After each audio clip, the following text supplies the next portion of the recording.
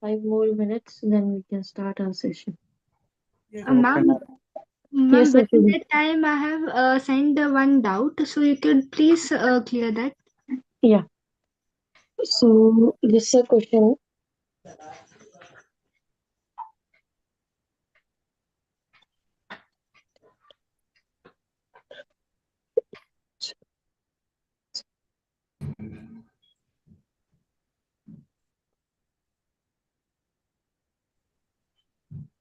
Ma'am, today we will do the summary for week 3 and 4. Right, ma'am? No, today's revision session. So I'll cover whatever the important topics are there from week 1 to week 4. Okay, okay. Is it revision of week 1 to 4? Yeah, week 1 to 4. All the important topics, not the all topics, but whatever important are there, those. For the qualifier, right, ma'am? Yeah, for the qualifier. Ma'am, you are taking that question. Yeah, I'm taking that question. I'm just reading that question. So here, what does they say? So this is a question in the chat. I have a doubt from a PYQ. May I send it in the chat? Yeah, I can take all the doubts after I'll go through some of the important topics. Okay, so that's the plan for today's session. First, we will cover within 1 hour all the important topics, whatever we have from week 1 to week 4, and also some of the related questions. And then you guys can ask whatever doubts you have from week 1 to week 4. Okay. So I'm just reading at this question. So I'll just give you the hint how you can solve it. So Sanya hears a sound in the night and comes out to her balcony, which is at the height of 80 feet from the ground. So suppose this is the ground, then this is her balcony. It's 80 feet height. Now she uses a torch light whose rays makes angle between theta and alpha with the ground. Okay, so suppose this is her torch. Then obviously from torch, these are the two rays, right, which can be um, which will give you the brighted region, right? So there are two rays actually. So that's why they have given you two angles, theta and alpha, with the ground. So there are two thieves with the height of 5.3 feet and 5 feet standing at the distance of 37.5 feet and 50 feet respectively. So they have given you the distances of thieves. So there are one thief. Yeah, there are two thieves. Now you just have to find out that these thieves lives in this region or not. Okay, so if you find that, then you're good to go. So they have given you the values of 10 theta and 10 alpha. So you can find it, right? Ma'am, one doubt I have. Mm, Both the thieves are standing side by side. So, mm, in the tutorial, they have told that one ray which we are drawing, first ray will come over the head of first thief, which is mm. closer to the tower, and second ray will lie on the toe of the second thief. So, Okay. why this two difference and how it could be head and toe like this? Okay, I didn't get that what you says. So what they say that the first ray touches the Head head of of the. the first thief, which is closer to the tower. Yeah. So this would be 37.5 feet, right? So this is the first thief's head, Yes, and the yes. second ray. Is touching the shoe or the toe of the second. Okay, touching the shoe or the toe of the second thief, which will be a 50 They feet. have assumed and then they have said that the region below between this will be considered. So why this reason we have considered, why not shoe to shoe and head to head? What? Okay, I got your point. It need not to be, right? If you okay, so it's coming at the shoe. So it's coming at the shoe means this thief may not be visible to her. That thing we can say. But if it's the rays, They have assumed this beforehand only, before checking all the possibilities. oh, they should not assume. See, yeah, they should not assume because okay, so suppose they won't assume. So Ma'am, if you won't assume, still I think you can work it out, right? I'm here 10 theta and 10 alpha. We have to find out between this This two class theta. regarding of which week? So 10 theta and 10 alpha is already given, right? In A, 10 theta is 2 and 10 alpha is 16 by 9. So it's probably 1 point or something, right? So slopes are given to you and 1 point is also given to you that she is standing over here. So this point you can consider to be 0, 80. and you have slope of two lines. So you can easily find out what is the line you have. So ultimately what you have to do, you have to find the x-intercept of these two lines. And if the x-intercept is or this particular point, whatever the height and the distance is mentioned, so if that thing is lying over this particular region, then I think you can solve it. You don't have to consider this head to toe region. Yeah, first obviously no. And this class is regarding of which week? This is a week 3 tutorial question. Week 3 tutorial. Yes. Tutorial, So, ma'am. Tutorial so that means you can see the ground from the distance Ma'am, of the week 3. Yeah.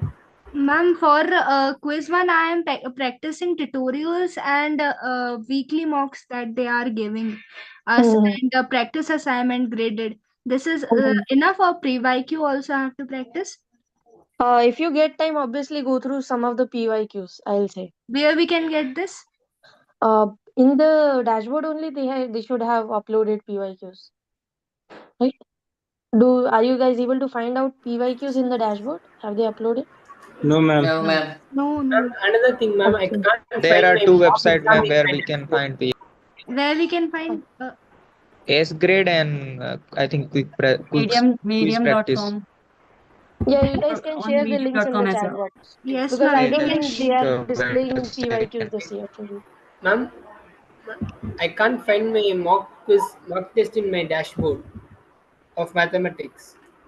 Oh, so just give me your email ID. I'll check your dashboard and see. Yes, ma'am.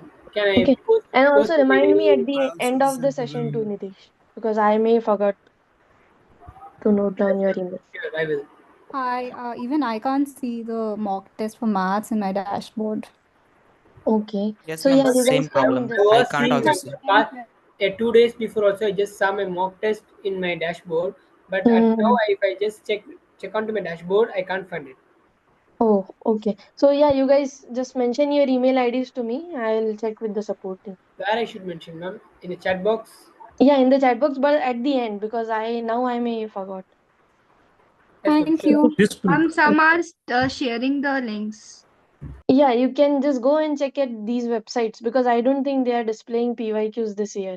So you guys have to check from some other websites only. this question was from Tutorial. week 3. Which tutorial number? Yeah, Philby, can This you is mention tutorial number? It's I think from 9 or 10. 9 or 10 tutorial. Week 3. Okay. Yes. Okay. Thank you. Okay, so let's start our session. So first I'll revise the Excuse important me, ma'am. concept and Ma'am, then we can you can record this session?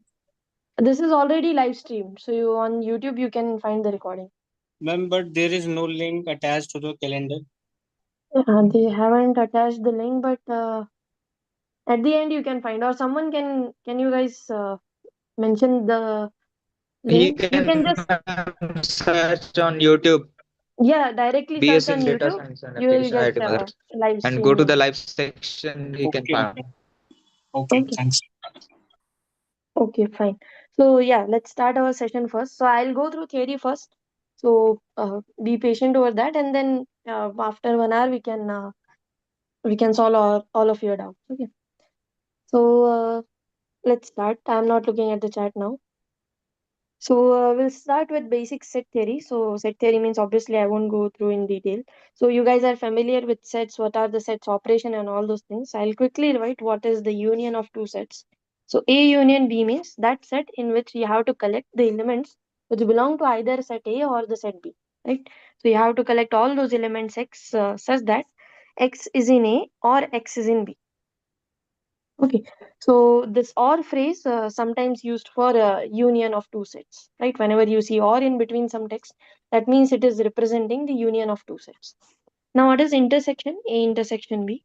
A intersection B is another set where we are collecting the common elements between the set A and B. So that means we are collecting all those X such that X belongs to A and X belongs to B, right? So the common element we want to find out. Now, there is a formula by which you can find out the cardinalities of sets. What is cardinality of set means? Basically, the number of element in that particular set. If we are talking about finite sets, okay. So, if you have if you want to find out cardinality of a union of two sets, Then we have particular formula that's known to be inclusion exclusion formula. So there are two formulas actually. So the first formula says that the cardinality of A union B is actually equal to cardinality of A plus cardinality of B minus cardinality of A intersection B. Okay. And the cardinality, the same type of formula is applicable for three sets, right? So in place of two sets A, B, you may have three sets A, B, C, right? So then what will be the formula? So formula says the cardinality of A union B union C will be, you can remember this formula like first add all the single sets, subtract the second two sets integration, and then add the last integration. So what? Sorry, not integration. Uh, yeah, intersection. Okay, so cardinality of A union B union C is equal to cardinality of A plus cardinality of B plus cardinality of C minus cardinality of A intersection B minus cardinality of B intersection C minus cardinality of C intersection A. And then you have to add cardinality of A intersection B intersection C. So this is the formula known to be the formula of principal inclusion and exclusion. Okay, Ma'am, so what now, is the intersection B intersection C? sorry, what? What have you added with the last? Yeah, A intersection B intersection C, the whole intersection of three sets. But you have subtracted those separately, then you have added that. Yeah, this is a one formula only. So yeah, we have to first. Yeah, this is the formula. That's how you can calculate A union B union C. So if you want to find out the proof of this formula, you can find it on YouTube. It's a bit lengthy proof, but it's not that difficult. So it's a formula, the whole formula. I may have written in this way because it's easier to remember in this way. Okay, ma'am. Yeah. So now let's have a question on this particular formula. So the question is, in a class of 200 students, so in a class of 200 students, there are 120 students which like the subject maths. There are 130 students which like the subject physics, and there are 100 students which like the subject chemistry. Okay, and now other information is given to you. 70 students like maths and physics. Okay, 60 students like physics and chemistry, and we have 50 students like chemistry and maths. Okay, and 30 students like all three subjects, or else not all three subjects. So now here the question is, find the number of students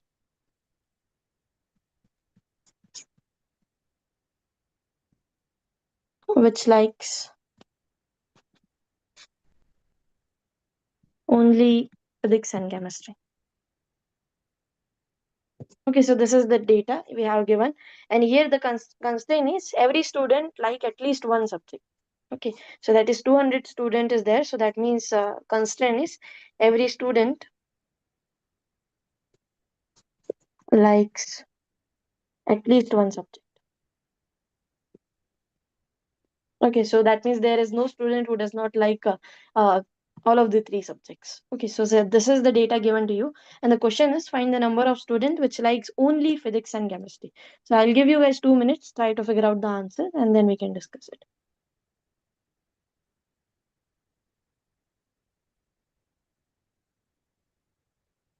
Okay, just take 2 minutes and try to answer. Yes, ma'am.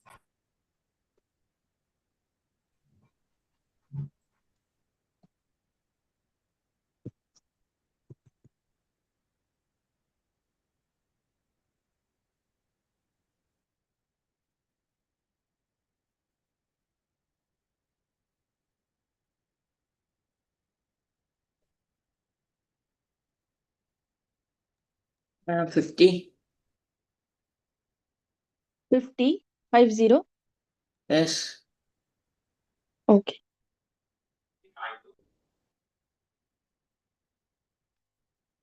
I'm saying only physics and chemistry. Yeah? This only word is actually important.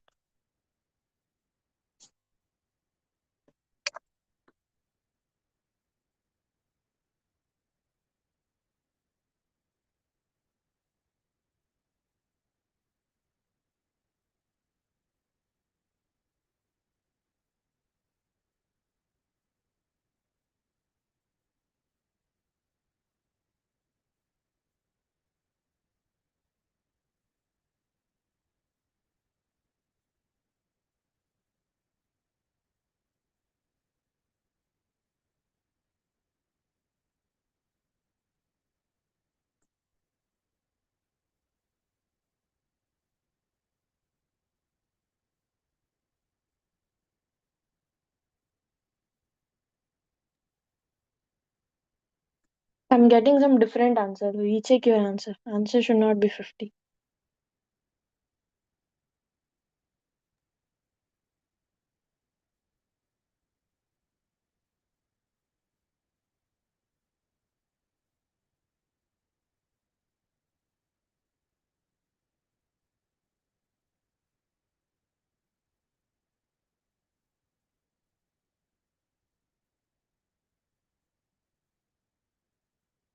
Ma'am, is it 30? 30 is the actually correct answer. Okay, so let's see how we can solve this question. So I'll explain what are the things given to us. So first of all, consider the Venn diagram of this problem. So here one thing is, okay, so suppose these circles actually denote the student. So the circle denote the number of students which likes the math subject. The circles denote the number of students which like physics subject, and this for chemistry. Okay, now here the first information is given to us that total there are 200 students, and uh, each student like at least one of the subjects. So that means this 200 actually represent the set M union, the cardinality of M union P union C. That is, the union is actually equal to 200, because that's the meaning of union. Union means you have to collect the number of students which like at least one of the subjects. So that is the cardinality of union is given to us. Now other information is given to us that cardinality of M. So if you assume that M is the subset of students, sorry, M is a set of students which like maths, then cardinality of M is given to be 120, because 120 students like maths. Cardinality of P, that is students who likes physics, is given to be 130. Cardinality of C, students who like chemistry, is given to be 100. Cardinality of M intersection P, that is students which like maths and physics, is given to be 70. Cardinality of P intersection C is 60, and cardinality of C intersection M is 50. Okay, so these are the information is given to us. Now here they have asked about the number of students which like only physics and chemistry. Okay, so now here if you guys consider the set P intersection C. So P intersection C is what? So it is a set of those students which likes physics and chemistry. But there might be some student who also like maths. So that means this set, this P intersection C, if you consider the Venn diagram, then this set is actually this particular region, right? This red shaded region, right? But in this region, you can see that there are some students which also like maths, because here in this region, there are some students which also belong to the circle M. So that means there might be some. So here in this in this particular cardinality, there might be in this particular set, there might be some student who also like maths too.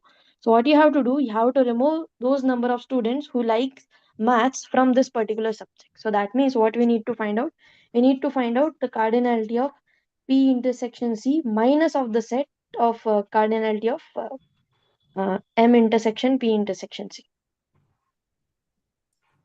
Right? This is the cardinality we want to find out. So this cardinality is same as this set's cardinality is same as cardinality of P intersection C minus of cardinality of M intersection P intersection C. Because from this set we want to remove those number of those students who also like maths. Because if a student like maths, physics, chemistry, all three subjects, then obviously it belongs to the intersection set. So that's why we are subtracting the cardinality of intersection set. Now this thing we can find out just by applying the formula. So if you apply the formula, so far is the logic is clear to you? What are we are what is the thing we are going to do now? Is that okay? That why the answer is not 60, the answer is 30, because see in P intersection C there might be some student who also like the subject maths. So we want to remove those students. So that's why we are subtracting the cardinality of M intersection P intersection C. So here we can find out this cardinality by applying the formula. So formula says cardinality of M union P union C, that is 200, is equals to cardinality of M, which is 120, plus cardinality of P, which is 130, cardinality of C, which is 100.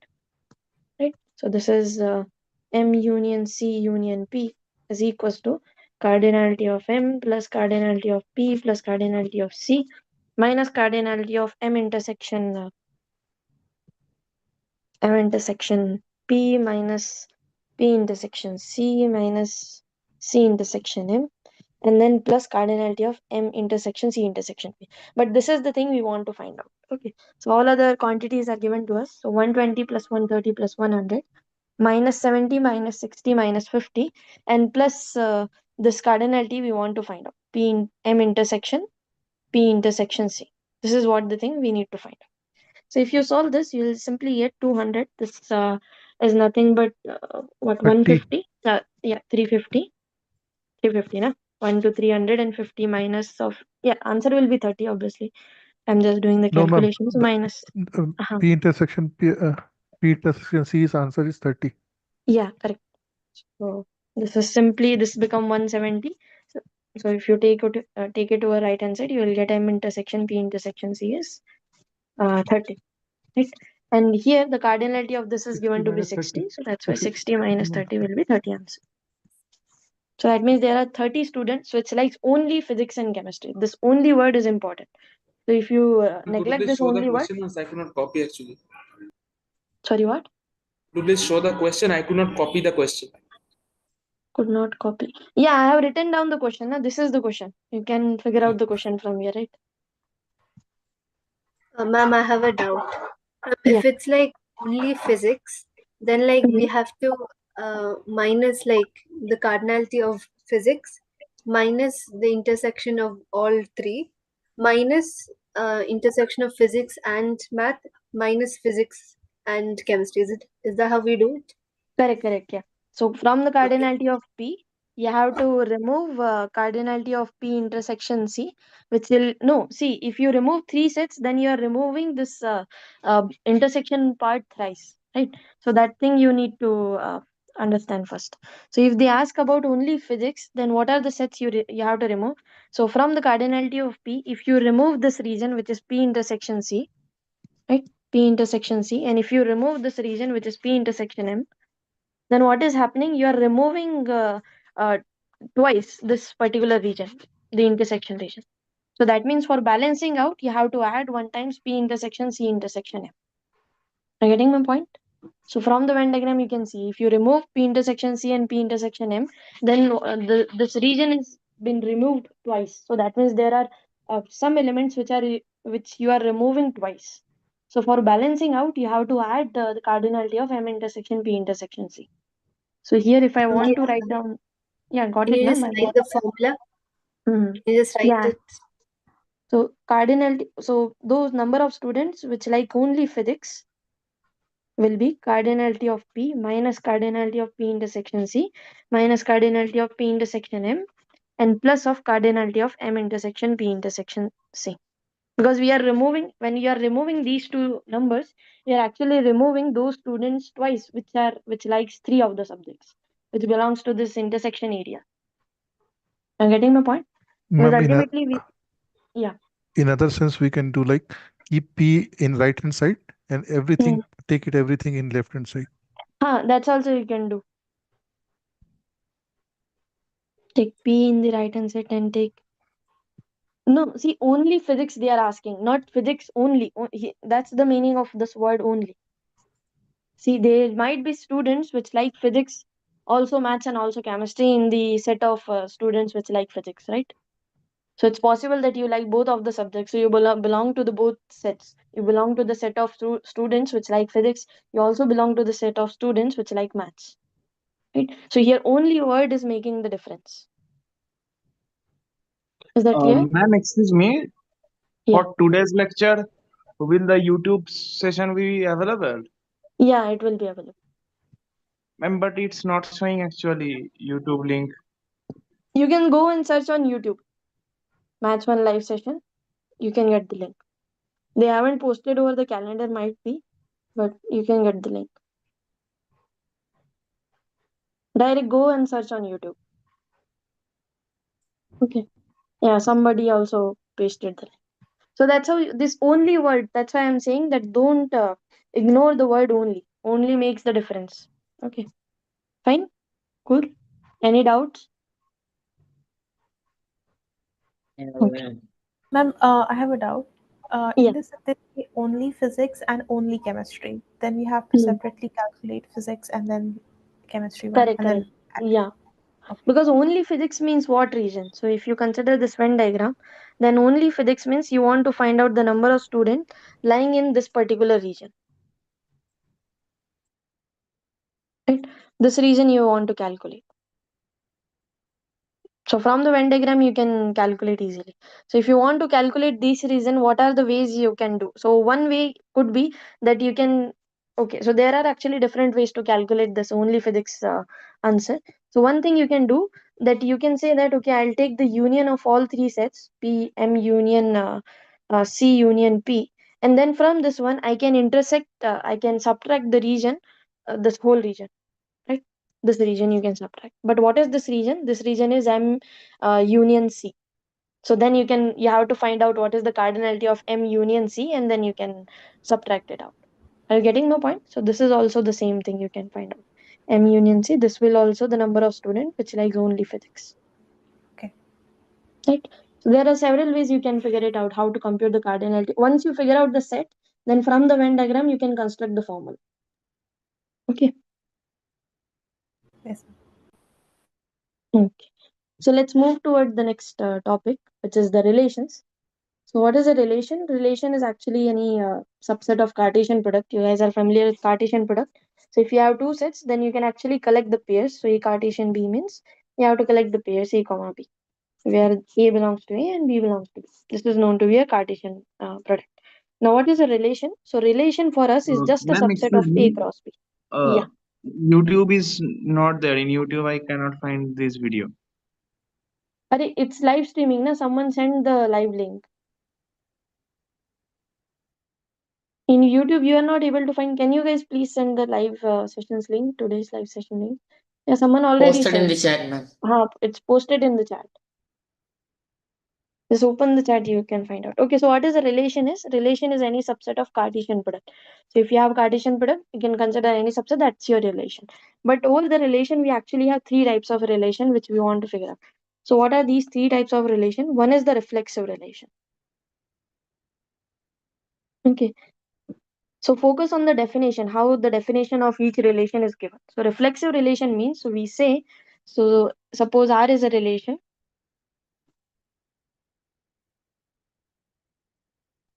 Then we say R is reflexive if for all A belongs to A, for all A belongs to A, the pair A comma A should be there in R. Okay, so this is the definition. See, condition you should understand first of all, that for all A belongs to B, A comma A type of pair is there in R, then you can call that relation to be a reflexive relation. Yes, Dhruvan, any doubt? Previous question, the Yeah. physics is equals to, it was 130, right? That is not only 130. Only That's not physics. only. No, that's not only physics. It's including chemistry and maths. Yeah, it's including chemistry and. So we have to subtract that included one. Yeah, that's the thing. That's why only word will create a problem. Okay, ma'am. Okay. So what is reflexive relation? Reflexive relation means those type of relation in which for all A belongs to A comma A type of pair should be there. That's the definition you should understand. Okay. So then we say that that relation is a reflexive relation. So if I ask you this particular relation, so suppose I'll give you the relation R, like you have to collect all the pairs A comma B, where A and B both are natural numbers, such that A minus B is equals to 1. Okay, so this type, in this way also you can define the relation. So what we are doing, we are giving some condition on the pairs. So what are the condition? Conditions are A and B both are natural numbers, and their subtraction should be equal to 1. So if this thing happens, then that type of pair belongs to relation. So for example, you can say that the pair 2 comma 3 is in there in relation R, right? Because A and B, that is 2 and 3 both are natural number. I'm sorry, not A comma B. We have to you can say 3 comma 2, right? Because this 3 minus 2 will become 1. Right? So this 3 comma 2 pair is satisfying the condition of a relation. So 3 comma 2 belongs to R. Similarly, you can say that 4 comma 3 belongs to R, right? And so on. And the question comes, is this a reflexive relation or not? Okay. So for reflexity, what do we want? So we want that A comma A type of pair should be there in R. Okay, but see, a comma a type of pair can't be there in R because a minus a will become 0. It cannot become 1, right? A minus a is also equals to 0. It's not equal to 1. So that means this a comma a type of pair cannot be there in R. You can consider one particular example. So you can say that this 1 comma 1 type of pair is not there in R. The reason behind this is 1 minus 1 becoming 0 not equal to 1. So it's not Ma'am, satisfying the condition given in the relation. Okay. Yeah. Yes, Vikas. ma'am, what is SL, ma'am? Sorry, what? What is SL, ma'am? SL. Yeah, AB, element of N. After that, SL, A minus B is equal to. Oh, such that. So this is such that. Okay. You also write S dot T dot. Okay. So such that A minus B is equals to. Okay. So this relation is not a reflexive relation because A comma A type of pair is not there in our relation. Okay. So is this reflexive relation is clear to everyone? Any doubt in reflexivity? No, ma'am. For identity relation also the same definition is there, right? Yeah, in identity relation, we are restricting ourselves to collect only A comma A type of pair. For example, if I give you this relation, so suppose A is a set of elements 1, 2, 3, and I'm giving you relation R, which contains 1 comma 1, 2 comma 2, 3 comma 3, and 1 comma 3. Right? Now this is reflexive relation. Right? This is reflexive because reflexivity says we want A comma A type of pair only. If there are other pairs, that's okay for us. Okay, we are not restricting ourselves only up to A comma A pair. So here A comma A type of pair is there for all A in A because 1 comma 1 is there, 2 comma 2 and 3 comma 3. But there is one more pair. So this is allowed in reflexivity. So this is reflexive, but it's not an identity, not an identity relation. So that's the difference between identity relation and reflexive relation. So identity relation says you have to collect only A comma A type of pair, no other pairs are allowed. Okay? So that's the difference between identity and reflexive relation. So identity relation is restricting ourselves to collect only A comma A type of pair, not any other pair. But in reflexivity, we can have some other pairs too. Is that okay? Fine. Ma'am, Yes. but this reflexive should have 1 comma 1 like 1 comma 1 is there, no? 1 comma 1, 2 comma 2, 3 comma 3. that is One comes. mandatory. That is mandatory. Okay. Okay, for every A, for all A, not for only one.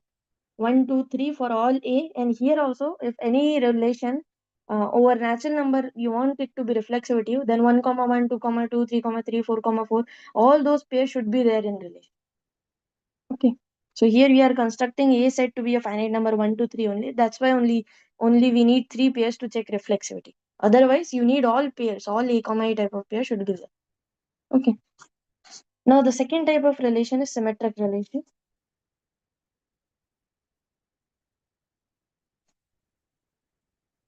Okay. So symmetric relation means what? So it says that, so again, suppose R is the relation, then we say R is symmetric if if A comma B is in there in relation R, then you should be able to figure out B comma A is also should be there in R. So that means it's symmetric pair should be there in the relation R. So I'll give you example. So what is the meaning of symmetricity? So suppose this relation, suppose example, I'll take A to be the same set 1, 2, 3. It doesn't matter whatever A you will take, you just have to figure out what is R. So in R, if I give you the set 1 comma 1, 1 comma 2, 1 comma 3, 3 comma 1. Okay. Now is this symmetric? Is this relation symmetric? No, ma'am. No, right? So see how it is not symmetric. So we will go pair by pair. So here first pair is 1 comma 1. So what is the symmetric pair of 1 comma 1? So here both values of A and B are same. So the symmetric pair of 1 comma 1 is 1 comma 1 only. And that's already there in relation R. Okay, so you can treat this is itself symmetric. Okay, so 1 comma 1 symmetric pair is 1 comma 1 only and it's already there in R. So for this one, we get a symmetric pair. Now let's check for another one. So 1 comma 2 is there. So what is the symmetric pair of 1 comma 2? The symmetric pair will be 2 comma 1. But 2 comma 1 is not there in R. right? So that means for this A comma B, we are not getting B comma A belongs to R. So that's why this is not a symmetric relation. Okay, so for symmetric relation, you have to check if A comma B is there, then B comma A should be there. That's the meaning of symmetric relation. Now let's take the previous example only. So suppose R is a relation given like A comma B, such that A and B both are natural numbers, and A minus B is equals to 1. Now is this symmetric? No, ma'am. No, it won't be symmetric, right? Because see, Yes. you can easily check that 3 comma 2 pair is there in relation R, because we know that 3 and 2 both are natural numbers, and 3 minus 2 is equals to 1. Okay, but obviously 2 comma 3 is not there in R, because if you take 2 minus 3, you will get minus 1, which is not equal to 1. But what is our condition in relation? We want that A minus B should be equal to 1, then only A comma B type of pair will be there in relation R. So here A minus B is not equal to 1. So 2 comma 3 is not there in our relation R. So that means for this pair, we are not getting any symmetric pair. So that's why it's not symmetric. So for this, we need to consider the minus numbers as well. No, for this one we can't consider minus number, right? We are restricting our natural numbers only. Okay, but it says real, so we always stick to natural numbers. No, they will give you conditions. So I am restricting over natural numbers. Some way they might have given you real numbers and all those. So it changes according to the relation. So one more relation we can Ma'am, take. zero will be there, right? Like because we can considering zero in the natural number. So you can say that 1 comma 0 pair is there in R. So that's okay. Because 1 minus 0 is 1. 1 and 0 both are natural number for us. So 1 comma 0 pair is there in R. Okay. You also have to respect this particular restriction over A and B when you are considering elements in your relation R. Okay. So now I'll take one more example. So suppose R is a relation given like okay. So yeah. So suppose R is a relation where x comma y such that x and y. Now I'm taking the set of all real numbers where x and y both are real number, and such a way that modulus of x plus modulus of y is equals to 1. You guys are familiar with modulus function. Modulus of x means if you take negative numbers, it will give you positive numbers. Okay. So now can you guys see, is this reflexive? Sorry, is this symmetric? Yes, ma'am. Yes, ma'am. So the answer is yes, it is symmetric. Why it is symmetric? Because see, if we are taking any pair, if any x comma y belongs to R, what does it mean? If x and y is in R, it means that x and y both are real numbers, and modulus of x plus modulus of y is equals to 1. But this thing, that modulus of x plus modulus of y is equals to 1, you can also write it down like this. That modulus of y plus modulus of x is equals to 1. That means here you can change x and y. And so that means here the pair y comma x also respecting all the conditions. So that means if x comma y is in R, you can imply y comma x is also in R, because obviously x and y again the real numbers, and modulus of y plus modulus of x is equals to 1. Right? So here you can change the role of x and y. Still, the pair y comma x respect all the condition given in the relation. So that means yes, this is a symmetric relation. What about reflexivity? Can you guys tell me, is this a reflexive relation or not? Reflexive, ma'am. No, it's not. Ma'am, not Yes or reflexive.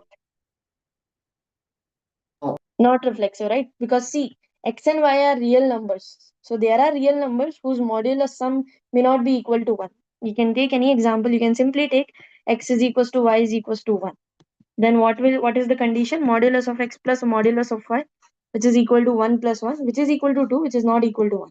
Right? So that means this reflexive pair 1 comma 1 is not there in relation R. So it says that R is not reflexive. What about 0.5?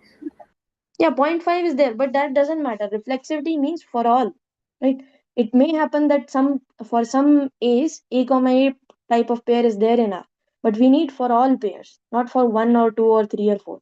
If there is one pair for which A comma A is not there in our relation R, we simply say it's not reflexive. Reflexivity says for all pairs we need A comma A to be there in R. Okay, is that clear? Yes. Yeah, that word for all is important, because obviously if you take 0.5, then 0.5 comma 0.5 is there, but there are several pairs for which reflexive pairs are not there, right? 2 comma 2 is not there, 3 comma 3 is not there. But for saying not reflexive, we just need one pair which is not there in R. Okay, so this is a symmetric relation, but it's not a reflexive relation. Okay, is that clear? Any doubt in symmetricity? No, ma'am. Okay, now let's go to the next type, which is transitive relation.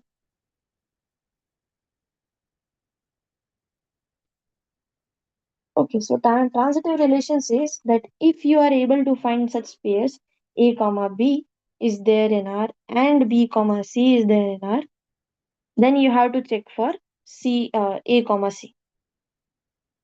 So if this statement is true, that means if for all elements A comma B and B comma C which are there in R, if the transitive pair, so transitive means, see, we are transitivating A up to C via B, right? So if A comma B is there and B comma C is there, then you have to check for the pair A comma C is there in the relation or not. Okay, so we can take examples. So suppose R is the relation 1 comma 1, 1 comma 2, 2 comma 1. Okay, so suppose this is a small relation. Is this a transitive relation? Yes. Yes, it is transitive, right? Because see, let's check the pairs of this type A comma B and B comma C. So see, here the role of B is important. B is there in both of the pairs. So if you take A comma B is equals to 1, then your next pair will start from 1. Okay, so is there are any other pair which starts from 1? The answer is yes. 1 comma 2 is there. So for these two pair, what will be the transitive pair? A comma B is there, B comma C is there. So A comma C. A comma C. What is the value of A? Well, value of A is 1. So that is 1. The value of C is 2. 1 comma 2 is already there in. So for these two pairs, transitivity holds. But we are saying this for all pairs, right? So In the every order does not relation. matter. The Ma'am, order for of all it is C. not transitive. No? Sorry, what? For all pairs, if we check, then it is not transitive, right? Why it's not transitive? Let's check for all pairs, right? So see, Like 1 comma 2 comma 1 is there, 1 comma 2 is there, but 2 comma 2 is not there, right? right. Correct. Yeah, for these two pairs, the transitive pair is not there. So it's not transitive actually. I thought it become transitive. So yeah, that's how you have to check. So suppose I'll take 1 comma 2, then what is the second pair? I have to take 2 comma 1. So for this one, transitive pair is become 1 comma 1, which is all okay there. Now let's check for other pair 2 comma 1. So 2 comma 1, what will be the next pair we can take? We have for 1, we have two pairs. 1 comma 1 also you can take. 1 comma 2 also you can take. But if you take 1 comma 1, you will get back 2 comma 1, which is not which is already there in R. Okay. But if you take this pair 1 comma 2, then for 2 comma 1 and 1 comma 2, this 2 comma 2 is there in R, is not there in R. Yeah. So for these two pairs, we are getting not transitivity, right? So if you take A comma B to be 2 comma 1, B comma C to be 1 comma 2, then the transitive pair is becoming 2 comma 2, which is not there in R. So that's why this relation is actually not transitive. Yeah, you have to check for all. In every relation, you have to check for all elements only, not for one, two specific cases. You have to go through all the pairs. Okay, The is that clear?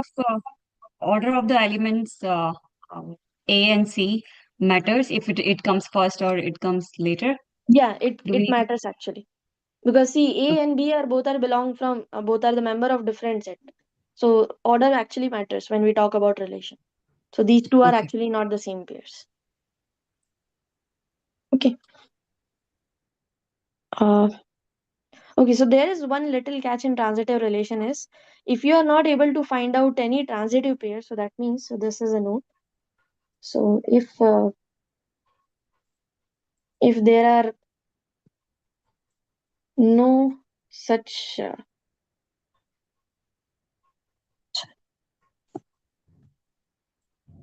A comma B and B comma C type of pair, then trivially we say it is transitive.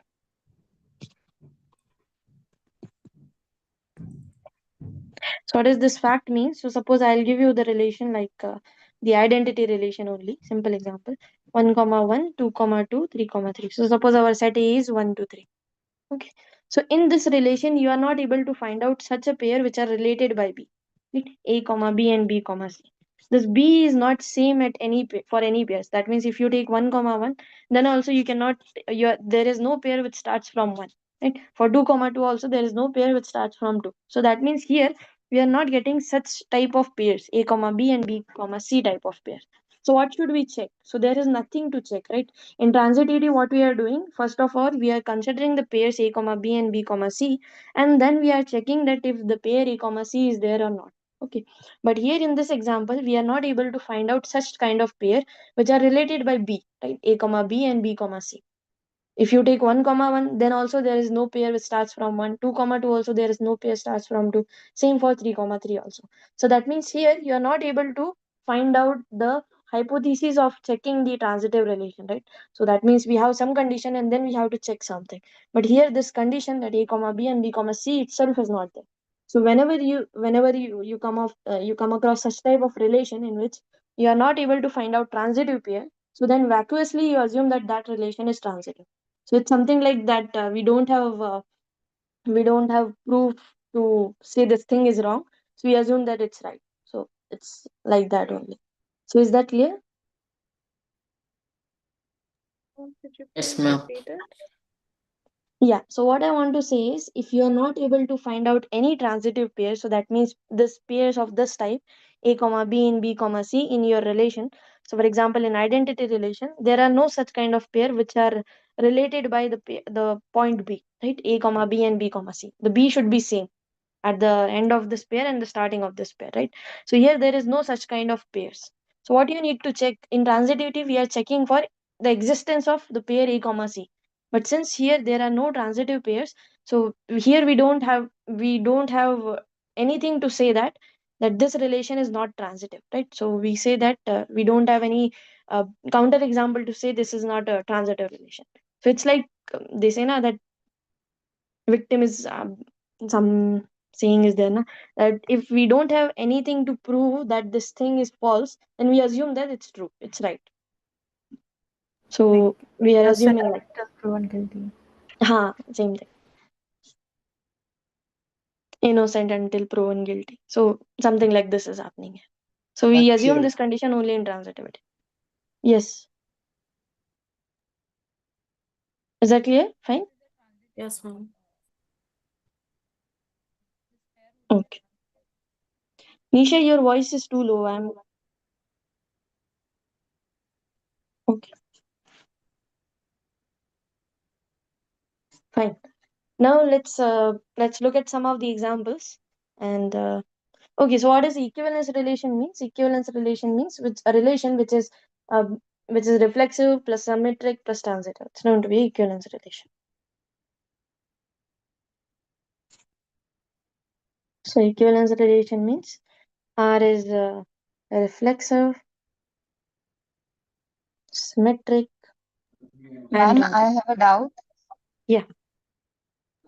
If the question is like check whether it is transitive or not, then Hmm.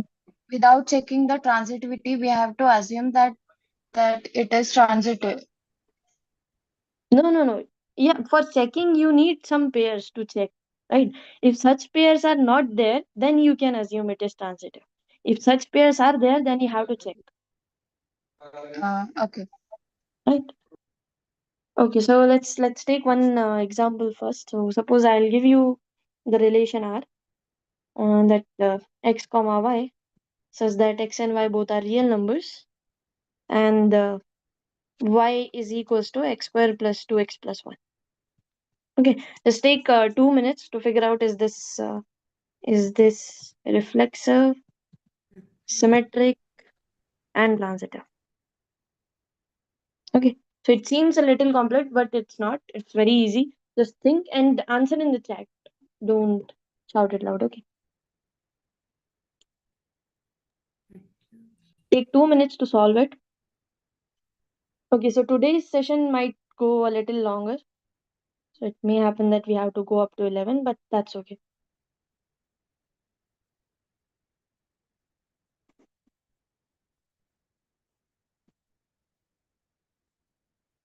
It's showing on the calendar that there's a session on 12th at 4 o'clock. Do we still have it, or is it cancelled? Wait a minute. Yeah, we have session on 12th. Yeah, it should be cancelled. We don't. Yeah, there won't be session on 12th.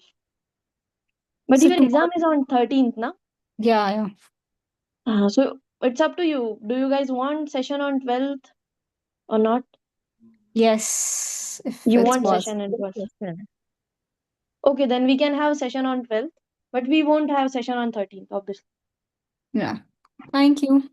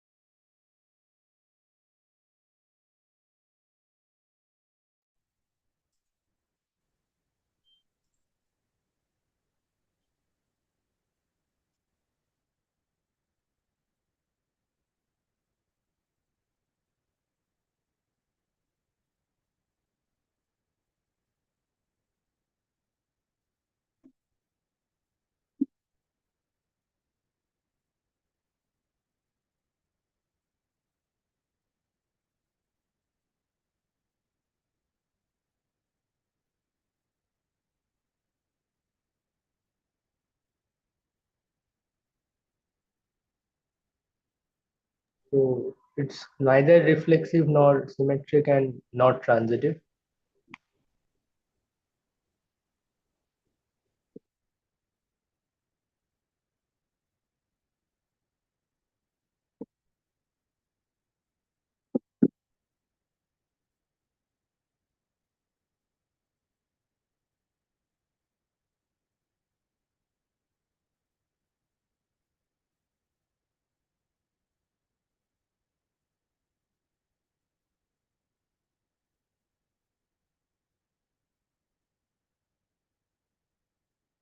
Okay, so let's solve this question.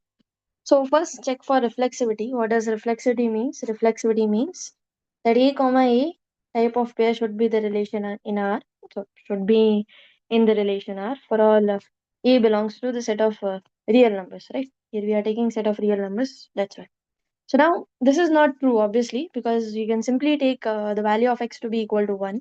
If you take x is equals to 1, you won't get y is equals to 1, right? So the value of y will be 1 square plus 2 into 1 plus 1, which is 1 plus 2 plus 1, which is 4.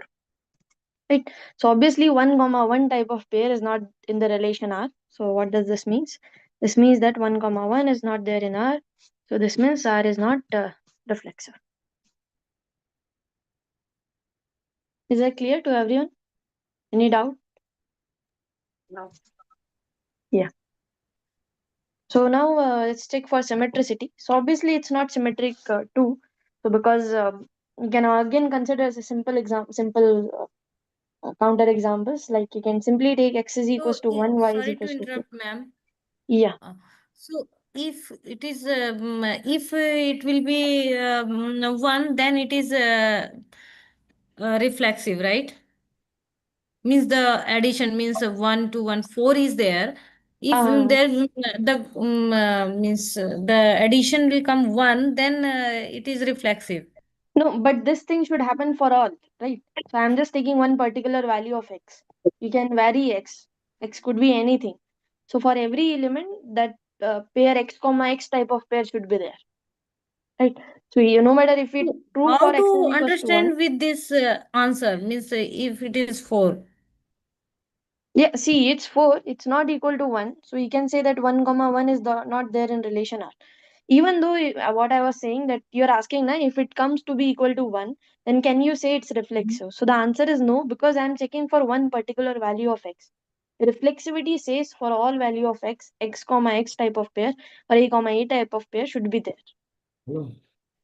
Right? Okay, thank you. Yeah. So here I'm checking for particular values because I know it can't be reflexive. There are so many real numbers. And obviously the expression is given like that. So here no matter what real number you will take, x square plus 2x plus 1 is equals to x only for some few values. Right? Few values of x. Yeah, someone raised hand. What's your doubt? So let's go for symmetricity too. So in symmetricity also you can see if x and y is there, there are so many values for which y comma x is not there in R. We can say, but yeah. So for symmetricity, let's take to 1, 2 pair only. So in this case, yeah, we can't take a specific value of x. We can only have independence over x. The y value will be getting by the expression. Yes, Gautam.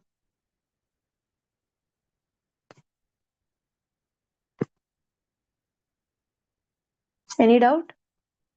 Okay, so here for x is equals to 1, we are getting the value of y to be equal to 4, right? Just by doing the calculation. So if you take x is equals to 1, y has to be 4. Then only 1 comma 4 is there in the relation R. Okay, but what happens if you take the value of x to be 4? So if you take the value of x to be 4, the value of y will be, you can simply calculate, that is 4 square plus 2 into 4 plus 1. That is 16 plus 8 plus 1. So that will be 25. Right? Yes, I So have that doubt now. means here, yes, any doubt? So for the equivalence relation, we have to check only for anyone, means reflexive No, or no, no. transitive. See, reflexivity means we have to, that condition should hold for every A. In Okay. So equivalence means what we need to reflexive. do for the equivalence relation? So equivalence means it should be reflexive, symmetric, and transitive. So that means obviously we have to check for all. Right? So equivalence, like it's having much more properties. It is reflexive too, it is symmetric too, and it is transitive too. So if it becomes all three, then it's an equivalence relation. Okay, getting my point? So any of them means is not available, means three should be there. Yeah, Reflexive, 3 should be there. transitive, and three should be Huh. there, then it is equivalence. Yeah, then it is equivalence. Okay, thank you. Okay, so here you can see that 1 comma 4 type of pair is there, but if you take the value of x to be 4, then it's not coming 1, it is coming 25. So that means 4 comma 1 type of pair is not there in the relation R. So you can say that it is not symmetric. Okay, it's kind of clear. 1 comma 4 is there, but 4 comma 1 is not there, so that's why it's not symmetric. Why 4 comma 1 is not there? Because if you take the value x to be equal to 4, then the value of y is coming 25. It's not equal to 1. So that means 4 comma 1 is obviously not there. 4 comma 25 is there. So that's why it's not a symmetric relation. Okay. Similarly, you can talk about transitivity too. So I can take the same example. If you take the value of x to be 1, you're getting value of y to be 4. If you take the value of y to be 4, so let's not confuse. So if you take value of a to be 1, uh, okay, if I take a, b, c, then also you guys will confuse. If c, Ma'am, you can take the for -1 comma 0 and 0 comma 1, and then -1 comma 1 won't be there. okay, that's also you can take. So if you take x is equals to -1, then but your y values will be okay. So it's coming 0, is it? Okay, so y value is -1 the whole square, -2 plus 1. Yeah, it's 0. So that means -1 comma 0 pair is then relation R. If you take x is equals to 0, the value of y will be 0 square plus 2 into 0 plus 1, which is 1. So that means 0 comma 1 pair is there in relation R. But obviously -1 comma 1 is not there in relation R. Because when you are taking the value x is equals to -1, the resultant y should be equal to 0. It cannot be equal to 1. So that's why this is not transitive. Yes, Amit. Yes, ma'am. In a transitive relation, we are supposed to check that x comma y. If x comma y is there and y comma z is there, then x comma z should be there. But the Yeah. thing is that if we are given only with x comma y, then not given with y comma z, then the relation is transitive or it is not transitive. So if there are no comparative pair, that is no transitive pair, then you can trivially say it is transitive. So yes, it will be transitive. If you are not given any y comma z type of pair. Acha. Okay, got it. Okay. Fine. Ma'am, I don't understand that point. Come again. Yeah, he was saying the same thing, right? Like this one, that if a comma b is there, but there is no pair which starts from b, then what should we assume? So that means obviously there is nothing to check. So we can assume it's transitive. Okay. All right, ma'am. Ma'am, can you explain the reflexivity of this question? See, reflexivity means for every pair of A belongs to A comma A type of pair should be there. So here what is A? So here A is the set of real numbers. So that means for all real numbers, the real numbers, so that means for all real numbers, you should be have X comma X type of pair, right? But here obviously it's not true, because no matter what X you will take, there will be very few elements for which X comma X type of pair will be there. X comma X type of pair means X should be equal to x square plus 2x plus 1, right? And you know that this is a quadratic equation, so there will be only two values of x, or at max two values of x, which can satisfy reflexivity. So there are infinitely many pairs which is not satisfying reflexivity condition. So we can take one particular example. Simply you can take x is equals to 1. We are getting y value to be equal to 4, not equal to 1. So that means obviously 1 comma 1 type of pair is not there in relation R. So it's not reflexive. Is that okay now? Okay. Try to think about it. What does reflexivity means? Reflexivity simply means A belongs to A comma A type of pair should be there in relation R for all the elements of the capital A. Okay.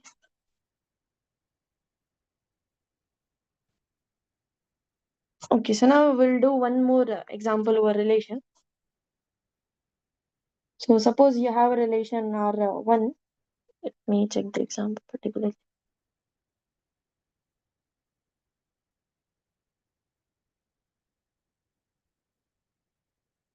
Yeah. So R1 is a relation L1 comma L2, where L1 and L2 is actually straight lines. Straight lines such a way that L1 is parallel to L2. Okay, so this is your relation R1. Now here I'll ask you some of the questions. Okay, so first of all we can, before going to there, let's see. We have one more relation actually. So R2 is a relation of all those lines, L1 comma L2. So that means we are saying that two lines are related if they are parallel, and two straight lines are related in R2 if L1 is perpendicular to L2. Okay, so these are the two relations. Now I'll give you one example, one option to check is it correct or not. So if you are assumed that L1 comma L2 is a pair of R2, and if L2 comma L3 is a pair of R2, then L1 comma L3 is a pair of R1. So is this true or false?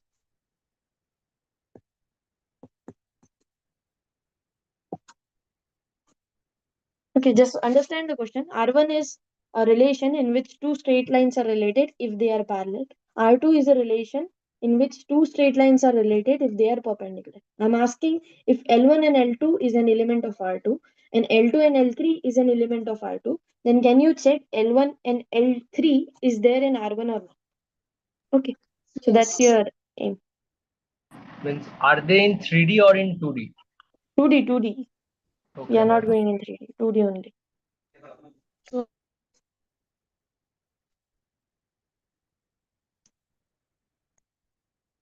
Okay, so the answer is true actually. See, what this thing is meaning, what this option means is, so if the two lines L1 and L2 is there in R2 relation means L1 and L2 are actually perpendicular to each other, right? R2 relation means lines which are perpendicular to each other. So if a pair L1 comma L2 is there, that means L1 is perpendicular to L2. Now, if a pair L2 comma L3 is there in R2, this means that the pair L2 and L3 are perpendicular to each other. The line L2 and L3 are perpendicular to each other. Now try to draw three lines L1, L2, L3 with this condition. So suppose this is the line L1. Now what I am saying that L2 is perpendicular to L1. So this is the line L2. So this is L1, this is L2. Now there is another line L3 which is perpendicular to L2. So this is the line L3 which is perpendicular to L2. So if L1 is perpendicular to L2, L3 is also perpendicular to L2, then that means L1 and L3 should be parallel to each other, right? So this means that L1 is parallel to L3. So this means that L1 comma L3 pair is there in R1 relation, because R1 relation is a relation where two lines are parallel to each other. right? So that means L1 comma L3, this pair belong to the relation R. Is that okay? So this is a true state. So this type of relations could be there. So here the elements are not numbers or anything else. They are straight lines, and the restriction is given to be two lines are related if they are parallel, two lines are related if they are perpendicular. So two relations are there. And this statement actually says that if L1, L2 is there in R2 and L2, L3 is there in R2, then this is implying L1, L3 is there in R. Okay. So now let's try to check one more statement. So let's check the statement. Let's suppose L1 and L2 are there in R2 and L2 and L3 is there in R1. So then L1 and L3 is there in R2 or not? So what is the this is true or false? L1 and L2 in R1 or 2? Yeah, sorry. L1 and L2 is R2. R2, R1, R2.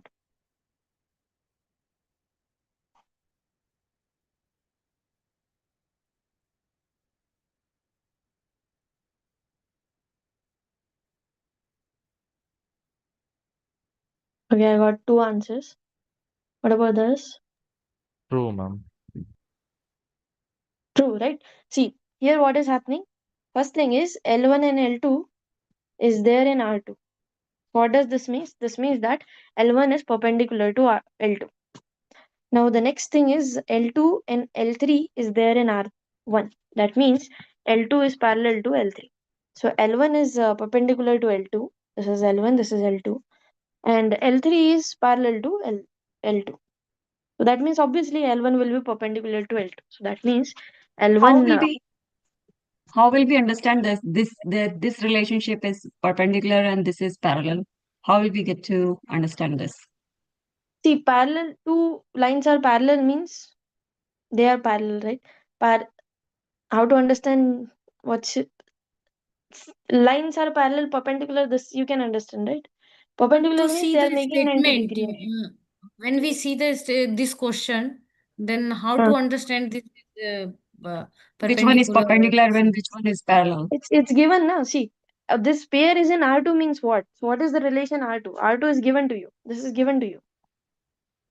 Right? So the relation R2 is given to you. Any pair which is in R2 means they have mentioned that they both lines should be perpendicular to each other. Only then it belong to R2. So R1 and R2 description is given to you. So if a pair is then there in R2, that means they are perpendicular to each other. Is that clear now? So the description is there. What is the meaning of R1? So R1 is a relation defined between two straight lines, and we say these two straight lines are related through the relation R1 if they are parallel. That's the description of the relation R1 and R2 is given to you.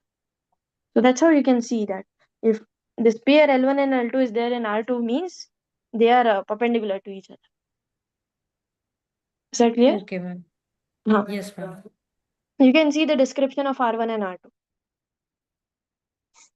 So this means that the line L1 is perpendicular to L3, and this relation R1 says that if two lines are perpendicular, then that pair is in R1. Sorry, R2. I got confused.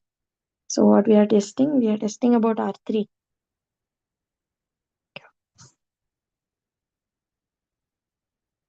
Sorry. Yeah. So R2 means two lines are perpendicular. R1 means two lines are parallel. So here L1 and L3 are perpendicular to each other. That means L1 and L3, this pair belong to the relation R2, which is asked in the statement. So that's why this is true. Okay. So now I'll give you one more statement to check. That says, so suppose this, you have to figure out this element belongs to the relation R2 or not.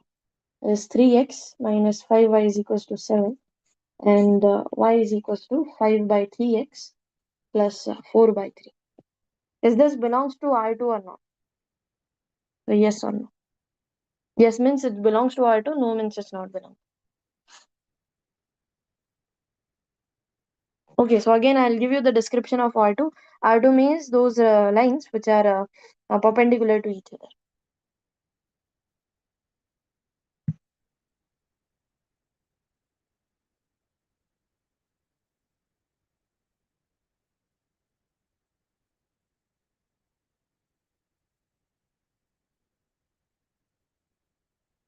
Yes, miss, they belong.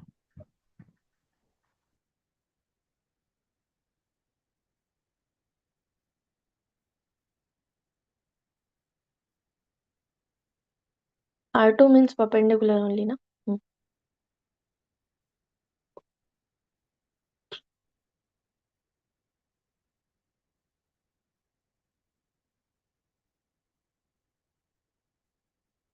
Are you sure they belong? No, Because ma'am. No, ma'am. No, ma'am. No, ma'am.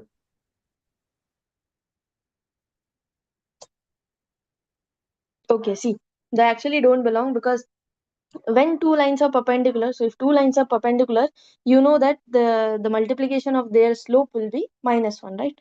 So that means m1 into m2 will be -1 if m1 and m2 are the slopes of line L1 and L2 respectively. So here you have two equation of line. One is this, another one is this. We know that general equation of line, if it is in slope intercept form, it is given by y is equals to mx plus c. So whatever coefficient is there with x, after writing down the equation of line in this manner, that will be your slope of line. So here one line is 3x minus 5y is equals to 7. So first I'll write it down in the manner of y is equals to mx plus c.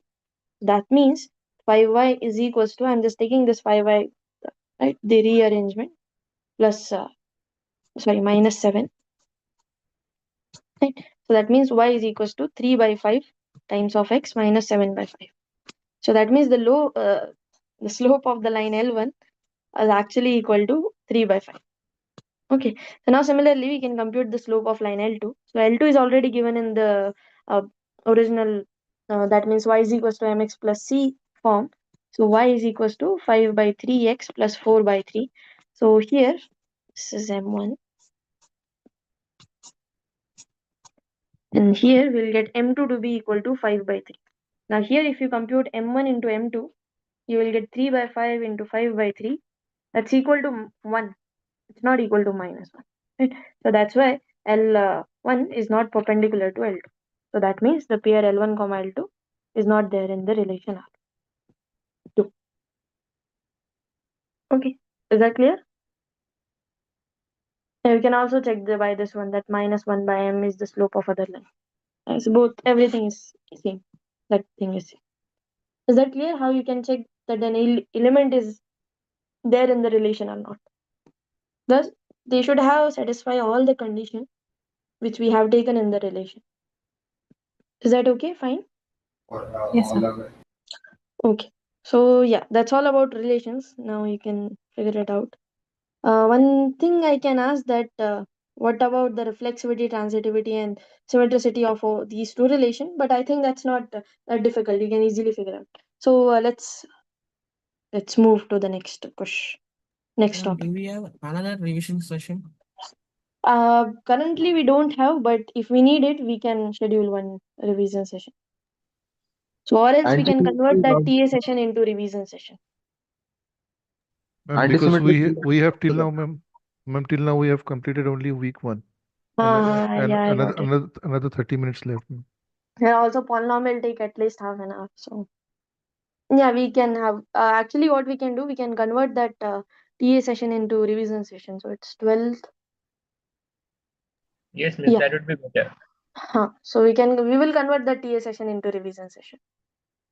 I'll send you the mail, or I'll just upload it over calendar. So let's move on. So now we are going to coordinate geometry. Yeah. Excuse me, ma'am. Yes, Gautam. Hello. Hmm. Ma'am एक बार class वाला जो एक topic होता है equivalence relation में, ma'am वो भी समझा दीजिए एक बार, जो See, इक्विवेलेंस रिलेशन में आता है, क्या वो सिलेबस में आएगा वैसे? equivalence relation मतलब that relation which is reflexive, symmetric and transitive. That's all. इतना ही सिलेबस में है, बस इतना समझ लो, बाकी और कुछ नहीं है। क्लास वगैरह ये जो पूछा जाता है इक्विवेलेंस नहीं का, वो नहीं तो नहीं आएगा ना? नहीं नहीं नहीं, वो सब नहीं आएगा। Okay, thank you ma'am. हाँ, equivalence classes you can skip because that's not in our syllabus. They just have touched it. So equivalence class is actually a very big topic if you want to understand. So it's Questions okay if you don't understand. PYQs में equivalence का पूछा गया है पहले. Equivalence relation will be there, but equivalence classes and all those things won't be there. Partition and equivalence classes, those stuff won't be there. Okay. So yeah, so I'm skipping the formulas from coordinate geometry. So in the week 2, you just have only formulas and equation of line. So I think that those things are pretty clear to you, because once you've done some of the examples from AQ, PQ, you understand all things. Okay, so coordinate, there is nothing in theory, I can say, in coordinate geometry. It's only about your practice, that how you can understand stuff. Is that okay? Yes, Excuse me, Simran. ma'am. I Yeah. have one question. Hmm. Ma'am, whenever they talk, I mean, in any question, they say that find angle between two lines. So, ma'am, when we were doing, we got a theta and a phi, one obtuse angle and one acute angle. So, generally, which one should we do? See, they should actually explicitly ask you that which angle they are asking about. So, in general, the angle will be the active angle only. They won't ask about if it's not mentioned, then you just mention the angle which is less than 90 degrees. Okay, ma'am. Okay. Generally, they ask about 10 of theta of that angle, because that's not the valid question. If you have two lines intersecting, they're actually forming 4 type of angles. So, which one we should consider? But Yeah. generally, they ask about 10 theta only, or the active angle will be. Tan theta where then m2 minus m1 where the Yeah, that formula 10 theta. M2 minus M1 by 1 plus M1 M2, that formula. okay. Okay.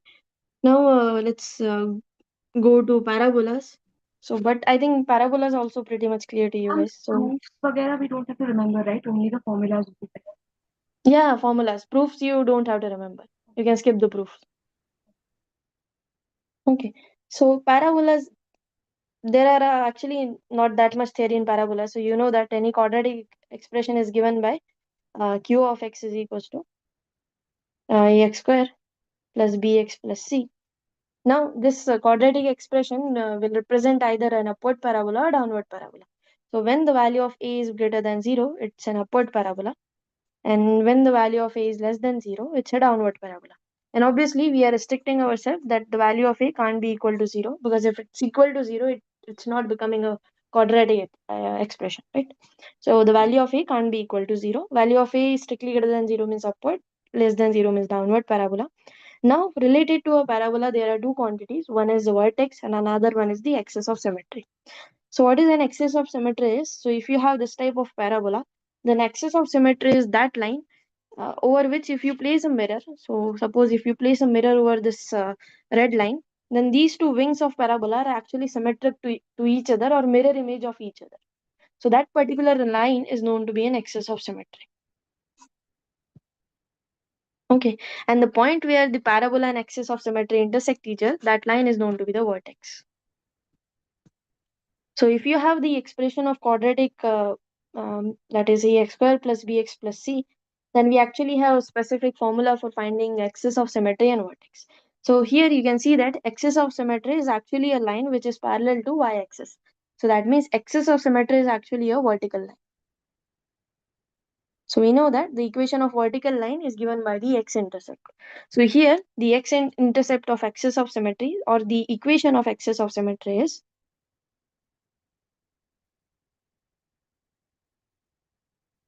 x is equals to minus b by 2a.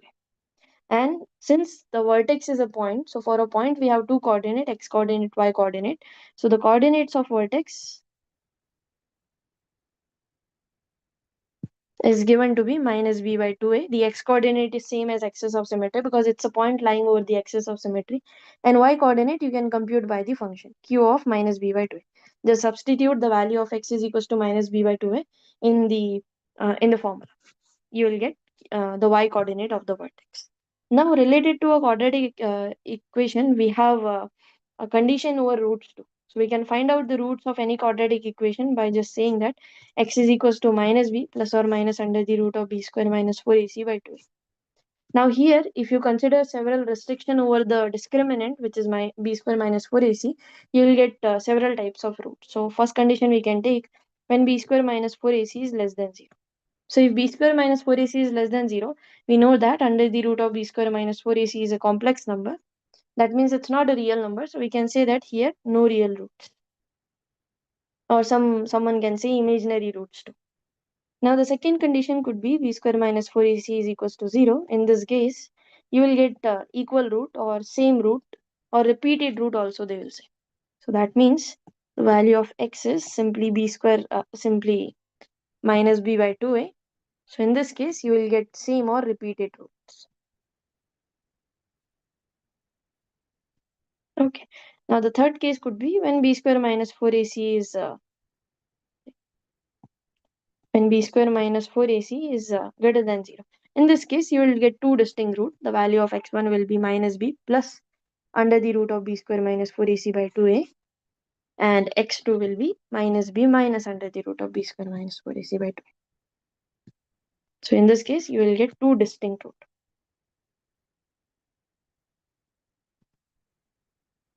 Okay. So you can also imagine the parabola with respect to all these cases. So when so what will be the graphical representation of these type of parabola? When b square minus 4ac is less than 0 means here you are not getting any real root. So that means the parabola is not intersecting x-axis at all. So if it's an upward parabola, it should lie entirely above the x-axis, and if it's a downward parabola, it should lie entirely below the x-axis. This should happen. This should be the graph of the parabola when the discriminant is less than 0.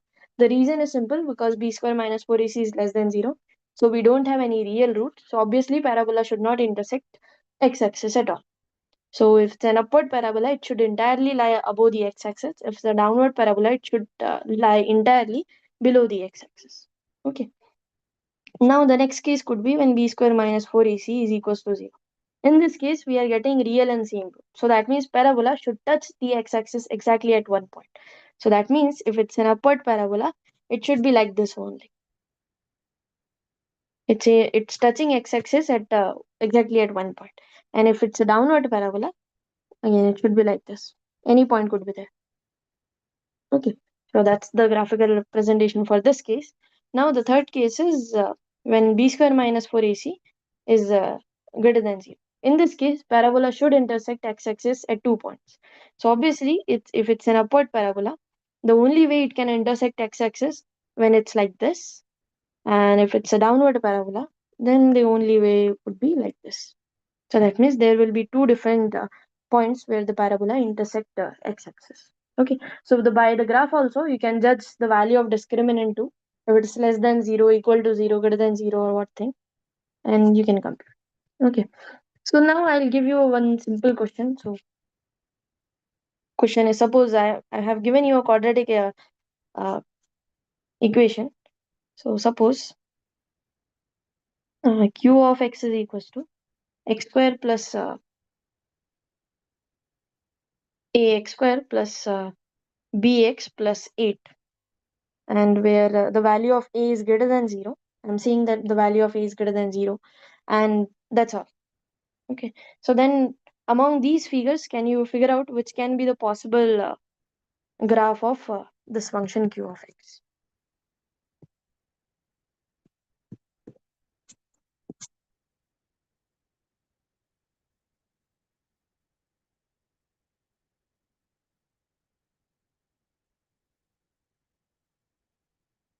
Right.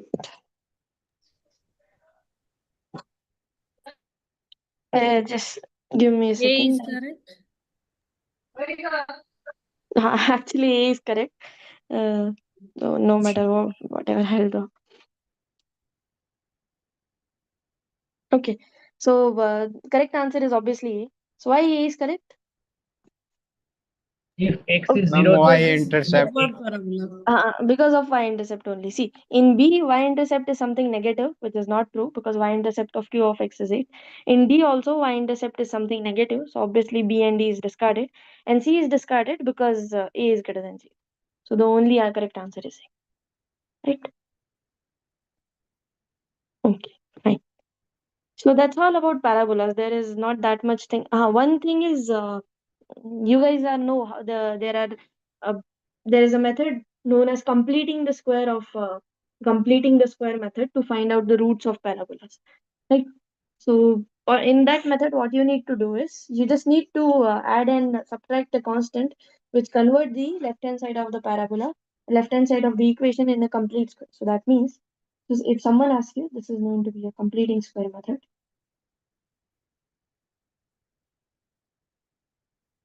For finding the roots. So this method is not applicable for all type of parabolas. Okay, so there are only few type of parabolas or few type of quadratic equations on which you can apply this method and find the root. Okay, it depends on the situation. So suppose if you have an equation like ax square plus bx plus c is equals to 0 and you want to apply this completing the square method over this equation, then what you need to do is you need to add and subtract by that constant which will convert this whole thing into a complete square. And what will be that constant? That can you figure out by the value of b. We know that okay, and also the value of a you have to consider. So this thing you can figure it out based on particular question to question. Is there any doubt in this method, how to use this method? Okay. I don't think that's much difficult, but you should know what is a completing of square method is. Yes, Samit. Yes, ma'am. Yes, ma'am. So how we will find it? What we will See, what we will separate on the basis of A and B. see, what you need to do is first of all you have to divide by a. So if the coefficient is not 1, because see, what is the formula of a plus x plus, I'll take alpha here. So x plus alpha the whole square. So it's x square plus 2 alpha x plus alpha square. So first of all, you have to divide it by a so that you will get something like this thing, and then you have to figure out the form. So let me solve this for you.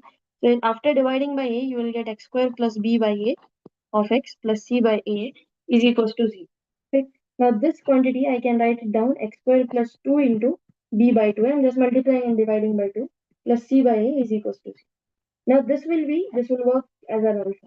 Okay, so what you will do, you want alpha square in both of the in both sides.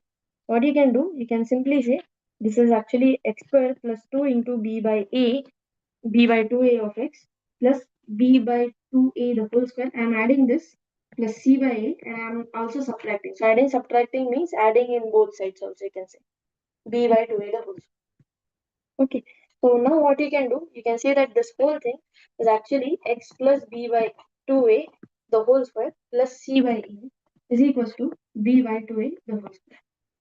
So now you can say that x plus b by 2a the whole square is actually equal to b by 2a the whole square minus c by a. So now the thing is, if this is greater than 0, then only you can apply the this particular method, completing the square method. And if it's less than 0, then you can't. Because ultimately what you are doing in the next step, you are taking plus or minus under 0. So your solution will become x plus b by 2a is equals to plus or minus under the root of b square by 2a the whole square minus c by a. Okay, and if this under the root function is negative, obviously you cannot take the square root and find the value of x. Okay, so you can see that this is nothing but the same Sridharacharya formula. So it's actually the proof of how you will get the formula x is equals to minus b plus minus under the root of b square minus 4x. Okay, example I don't have currently, but in your activity you can find some example. Yes, got it. Yeah. So the factor which you have to add and subtract is this factor, b by 2a whole square. Okay. Okay. Mm-hmm. Fine. Now let's go towards polynomials.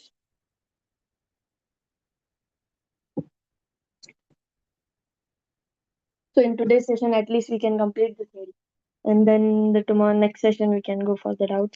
But let's see. So polynomials. What are the polynomials?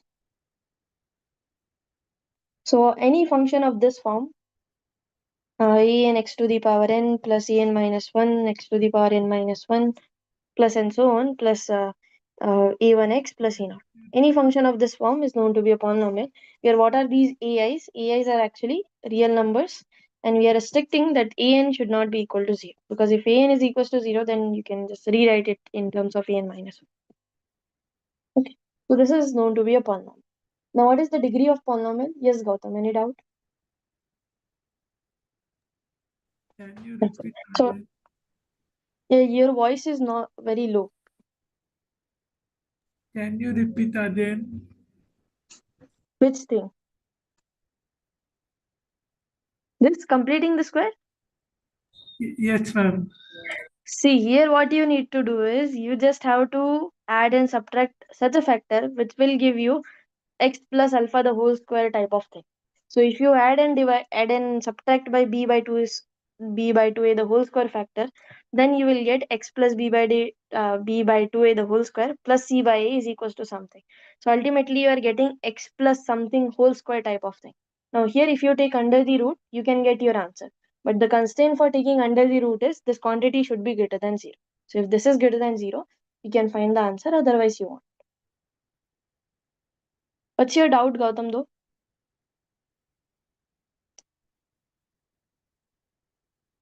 Try some of the examples in the activity. There are examples. No ma'am, I have no doubt. वो glitch हो गया था शायद, कोई technical Okay. glitch हुआ था. Yes ma'am. So yeah, polynomials. So what are polynomials? So any type of this function is known to be a polynomial. Now there are several terms related to polynomial. One is the degree of polynomial. Okay, so degree of p of x is the power of the largest power of x. Okay, so largest power of x. So suppose I will give you a polynomial p of x like 3x square plus 2x cube plus x to the power 5. Now what is the degree of this polynomial? 5. 5. Good. Because the largest power of x is actually equal to 5. Now in place of this, if I give you polynomial in factored form, so there are several representations. Polynomials can be given in the factored form too.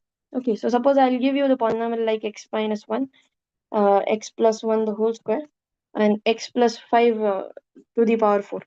In this case, can you compute the degree? What will be the degree? 7. 7. Actually, what happens, since these all factors are in multiplication, this factor will give you 1x, this factor will give you x square, and this factor will give you x to the power 4. So once you multiply all the factors, you will get x to the power 1 plus 2 plus 4, that is 7. So that means the largest power of x in this polynomial will become x to the power 7. So that's why degree of p of x will become 7. Is that clear? Fine, no? Now, related to a polynomial, we need to, the basic problem is solving the polynomial. Solving the polynomial means finding the roots of polynomial.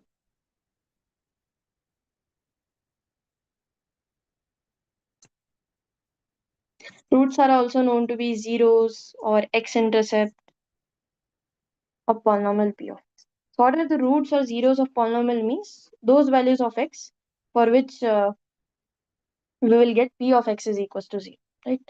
So those x belongs to a real number for which p of x is equals to 0. So those points are known to be the roots of polynomial. Now there is one more term which is known to be the turning point of polynomial. So turning point means those values of x where the polynomial is changing its behavior from either increasing to decreasing or decreasing to increasing, right? So where p of x changes its nature. Okay, so for example, if this is the graph of your polynomial, right? So in this graph, what is happening if you consider this point, x is equals to some a, then what is happening before a, the function is the p of x is kind of increasing, and after the point a, the polynomial p of x is decreasing. So that means on point of a, after point of a, or on point of a, you can say that p of x is changing its nature from increasing to decreasing, right? So such kind of points are known to be turning points. Similar thing is happening over this point too. So suppose this is some x is equals to minus 1. So before x is equals to minus 1, the polynomial is decreasing, and after x is equals to minus 1, the polynomial is increasing. So such kind of point is also known to be a turning point. So from the graph, you can judge the turning point. Turning points are actually these type of points, 1, 2, 3, 4, 5. So in this polynomial, there are 5 turning points.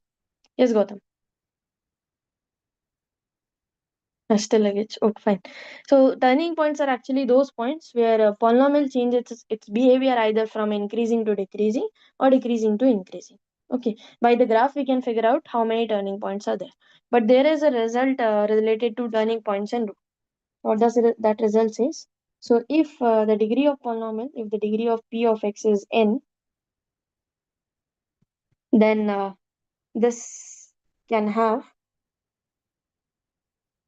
at most n roots and at most n minus 1 turning points. Why I'm writing at most is because it is possible that this polynomial may have some factor of complex roots. For example, if you consider the polynomial p of x is equals to x square plus 1, right? Then this polynomial does not have any roots. So what is the degree of p of x here is degree of p of x is 2, right? And you can say that this is a quadratic expression with discriminant less than 0, right? Here if you compute b square minus 4ac, b square is 0 minus 4 into 1 into 1, which is minus 4 less than 0. So this is a parabola. The graph of parabola is like this. This is a y-intercept. Okay, so here there are no real roots. So from the graph you can figure out this parabola has one turning point, right? One turning point. That turning point is its vertex and 0 roots. Right? So this example is for 0 roots, that this polynomial is actually have 0 roots. But and obviously turning point is n minus 1 because 2 minus 1 will become 1. That's why I'm writing at most. Right? So you can also consider the example of x cube 2. In this polynomial, you don't have any turning point. There is no turning point. That's why this at most is important. If degree of polynomial is n, then the turning point could be at most n minus 1 and roots could be at most n. Okay, is that clear? Any doubt? So if it completes a whole semicircle, we say that it's turning. Sorry, what? If it completes a whole semicircle, then only we call it as a turning point, right? Complete semicircle means? Yeah. If we get to the graph up there, yeah, the definition of the turning point, like how you define the turning point, is like Right. yeah. So yeah, so this 0 is the turning point, right? Yeah. Ma'am, what is local minima? See, local minima means, see in this graph, if you consider the point x is equals to minus 1, then the value of function at this point is minimum in a neighborhood of this interval, right? So that means if you consider points which are very close to the point minus 1 and compute the value of function, then among all the values, this value f of minus 1 is the minimum. It's known to be a local minimum. So that means minimum value of function in a very small region. But overall, if you consider, then this is the global minimum. That's why we figure out local minimum means you just have to consider the domain points or the points very close to that particular point. So that means over x is equals to minus 1, if you take some points very in close to the point x is equals to minus 1, then the function value at minus 1 is the minimum. It's known to be local. In the upcoming week, we will, in detail, we will see what is local minimum, local maximum, and all those things. Okay? Yeah. So that's the fact that if you have degree of polynomial is n, then the turning point will be at most n minus 1 and roots will be at most n. Now, what is the multiplicity of roots? Ma'am, one doubt, ma'am. Yeah. Ma'am, like, can you show the above graph which you drawn? Like, in that I have doubt. The above one. Here, if the graph we continue it and like it is decreasing now, right? Like now it is at the end, it is decreasing, and we increase the graph, but without touching the x-axis, and it is decreasing. Can you continue the graph, ma'am? Can you draw the graph? Like continue the graph. Yeah. Now increase it. Okay. And decrease it. Okay. Before touching the x-axis. Now, like the turning points, these two are the turning points are not, ma'am.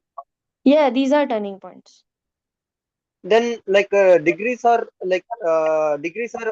6 here, but turning points are not 5, like 5, right? No, see, degree won't be 6 because see this behavior you describe here, na, this will contribute something in x. This will give you some power of x. There will be polynomial, so like this, right? This polynomial, x square plus 1. It's not touching at But all at x-axis. So yeah, ma'am. Here only 6 roots are there, no, ma'am. 6 roots are there. It's okay. It is possible that the number of turning point could be greater than number of roots. Okay. Because here Like you you told, see, like n roots are there means n minus 1 turning point, right? no, I am related to degree, not root. See, if Okay. degree is n, then at most n roots and at most n minus 1 turning points. So roots and turning points are Okay. not Okay. related. Number of roots and number of turning points. Okay. Okay. Because in this example also you can see we have one turning point and 0 roots. Right? Yes, ma'am. Okay, so what is the multiplicity of root is? So the thing is, if you have, if x is equals to a is a root, so if x is equals to a is a root of polynomial p of x, then this implies actually that there will be a factor of x minus a in the expression of p of x. So you can also say that p of x can be divided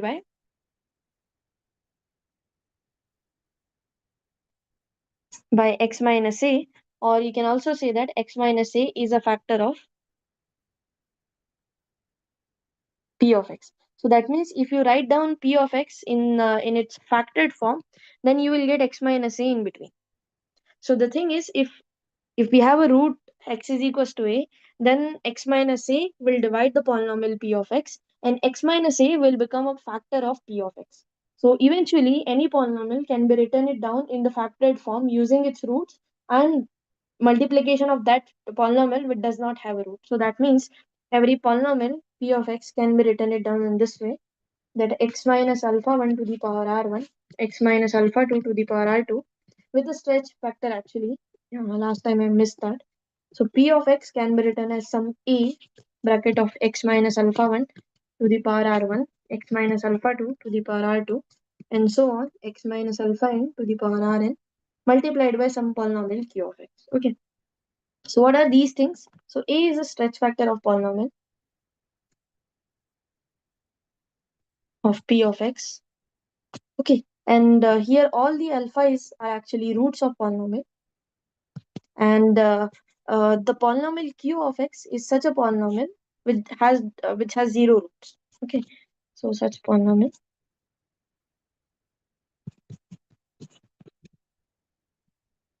which does not have any root. Ma'am, it is 1, right? Q of x. Need not to be 1. See, q of x could be x square plus 1. This is a polynomial which does not have any root. You cannot factor it out again. Iota plus minus. Obviously, when we are talking about roots, means we are considering real numbers only. Okay, so that's why I'm saying that generally a polynomial in its factor form can be written in down in this way.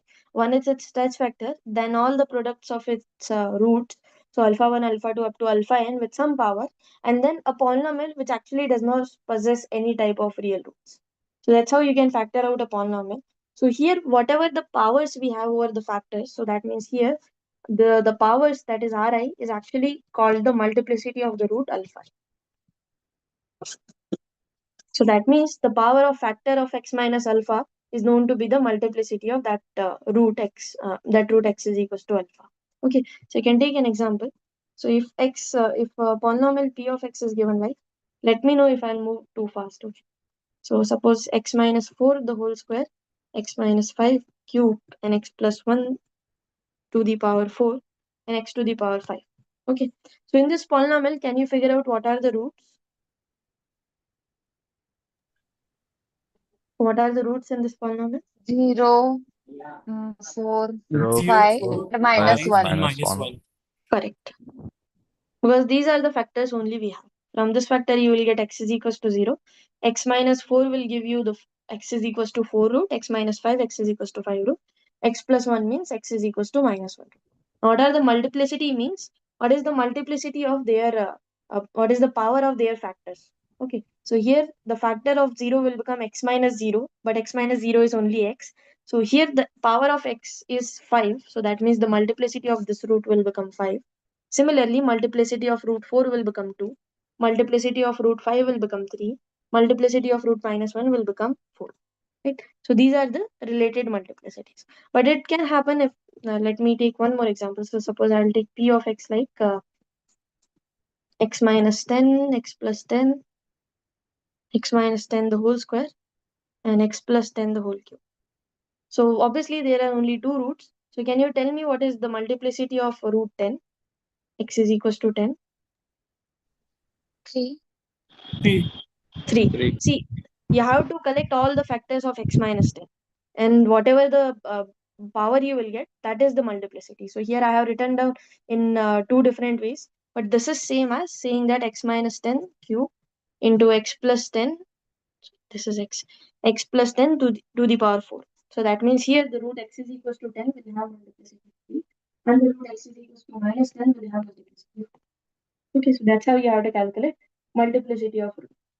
Now what happens if you have a polynomial, then that polynomial behaves, so that means multiplicity of root actually tells us the behavior of polynomial over that root.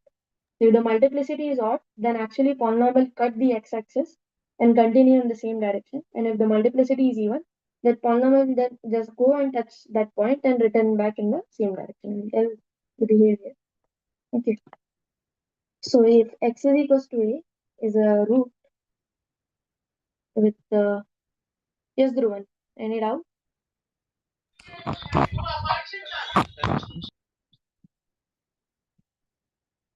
Excuse me, ma'am. Can you explain once again that? Yeah, see, multiplicity means the power of roots factor. But if the factor is given in some distributed form, first of all, you have to collect all those collect all those factor, and then you have to judge the power of particular factor. In this example, I have written down factors in distributed form.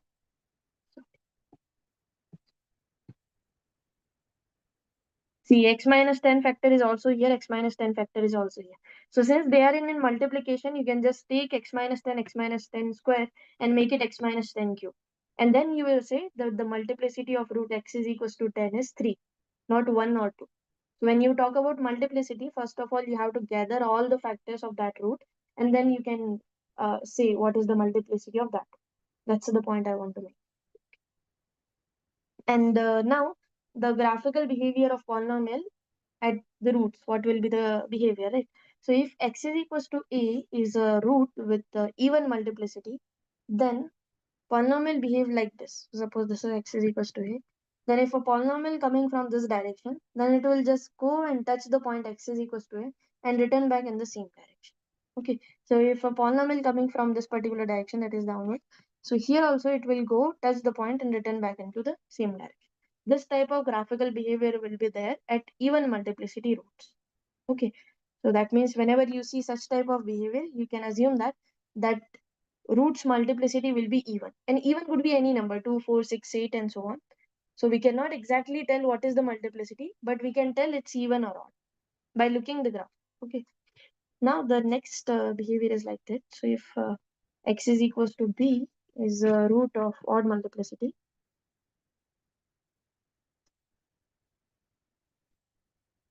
then polynomial behave like this. So it will cut the x-axis and move along the same direction. So that means suppose this is x is equals to b, then if polynomial coming in this direction, it will cut the x-axis and continue in the same direction.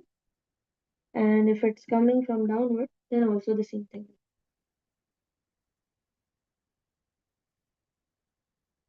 Okay, so that's the behavior of polynomial over the even root, even multiplicity roots and odd multiplicity. Is that clear? Yes, ma'am. Okay. Now let's try to draw one thing we left is the end behavior of polynomial. So what is the end behavior? Okay, So end in the behavior real means number line, how we can know that that is even multiplicity or odd? you can yeah, the factor form will be given to you. Polynomial expression in the factored form will be given to you. According to that form only you have to choose. Because obviously if you general polynomial is given, then finding the roots and then finding the multiplicity is it's a lot more calculation, right? So what is end behavior means? We want to answer these two questions, that if x goes to infinity, where does the value of polynomial p of x goes? And when x goes to minus infinity, where does the value of polynomial goes? So these two questions we want to ask when we talk about end behavior of polynomial. Now, any polynomial we can distribute into two forms, either even polynomial or odd polynomial. So what is even polynomial? So even polynomial is actually that polynomial whose degree is even. So if degree of polynomial p of x is even number means 2, 4, 6, 8 and so on. So if degree is even, then it's known to be an even polynomial. And similarly for odd too. What is odd polynomial means? Degree is odd.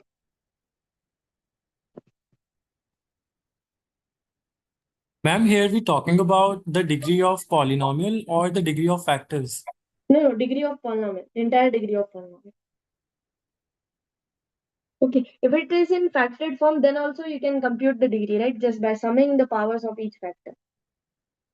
That what will be the contribution of x in each of the factors. Okay. So odd polynomial means if the degree of polynomial is odd, then it's known to be an odd polynomial. Now let's talk about end behavior of with respect to some categories. So suppose, see, if you have an even polynomial, so suppose p of x is even polynomial, and the leading coefficient, that is an, is positive. Okay, so you can consider the example of x square. So suppose p of x is x square. X square's degree is 2. 2 is even number, so it's even polynomial. Leading coefficient is 1. 1 is greater than 0. So it fits in this particular category. So in x square, what is happening? This is the graph of p of x is equals to x square. So in x square graph, as you're moving towards infinity, as x is going towards infinity, the polynomial also going towards infinity. Right? And as you're moving towards minus infinity, then the polynomial's value is also going towards infinity only. So that means in both cases, p of x is going to infinity. And this is true for in general even polynomial. Because actually what happens if a polynomial is, so suppose if you have a polynomial like this, 6 x to the power 6, x to the power 5 plus, suppose there are 1000 x to the power 4 plus 3 plus something like that, x plus 1. No matter whatever things you have, ultimately the nature of polynomial is, uh, you can figure out the nature of polynomial by the leading coefficient or the leading theory. Because if you take the large value of x, it is possible that x to the power 6 will give us the biggest value among all the terms. Right? If you compare x to the power 6 value with x to the power 5 or some coefficient of x to the power 4, there will be much larger x for which x to the power 6 will give us the, or you can say that x to the power 6 will control this nature of polynomial. Right? So that's why we talk about the degree. So whatever the largest power of x is there, that will determine the nature of polynomial. Okay. So that's why if we have an even polynomial, then degree will be even, and whatever even graph you have, you will ultimately get this behavior only as x goes to 0. So that means as x goes to infinity, polynomial also goes to infinity, and x goes to minus infinity, then also it goes to infinity. So if you have p of x is even polynomial and a is greater than 0, then as x goes to infinity, p of x goes to infinity, and as x goes to minus infinity, p of x also goes to infinity. The second case we can consider when the coefficient is less than 0. So that is p of x is again even and en is less than 0. In this case, you can compare with the graph of minus x square. Here what is happening? X is going to infinity. This is going towards minus infinity. It's going towards minus infinity. This is going to minus. Right? So in this case, same situation, but the thing is, yeah. So here, in place of infinity, we just get minus infinity. Okay. Is that clear? Even polynomial and behavior of even polynomial. Any doubt? No, No, ma'am. ma'am. No, ma'am. Okay. So now similarly, you can talk about odd polynomials with an greater than 0.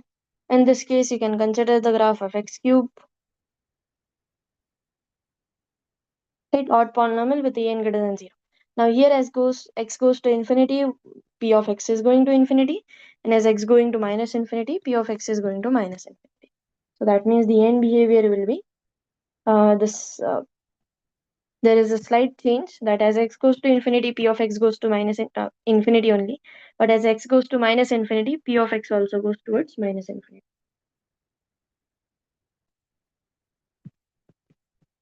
Now the last one will be odd polynomial with less than coefficient. Okay. So here you can consider the graph of minus x cube. See, whenever you want to find out the graph of x cube or f of x and replace it by minus f of x, the graph actually reflect over y-axis. So minus x cube's graph is this.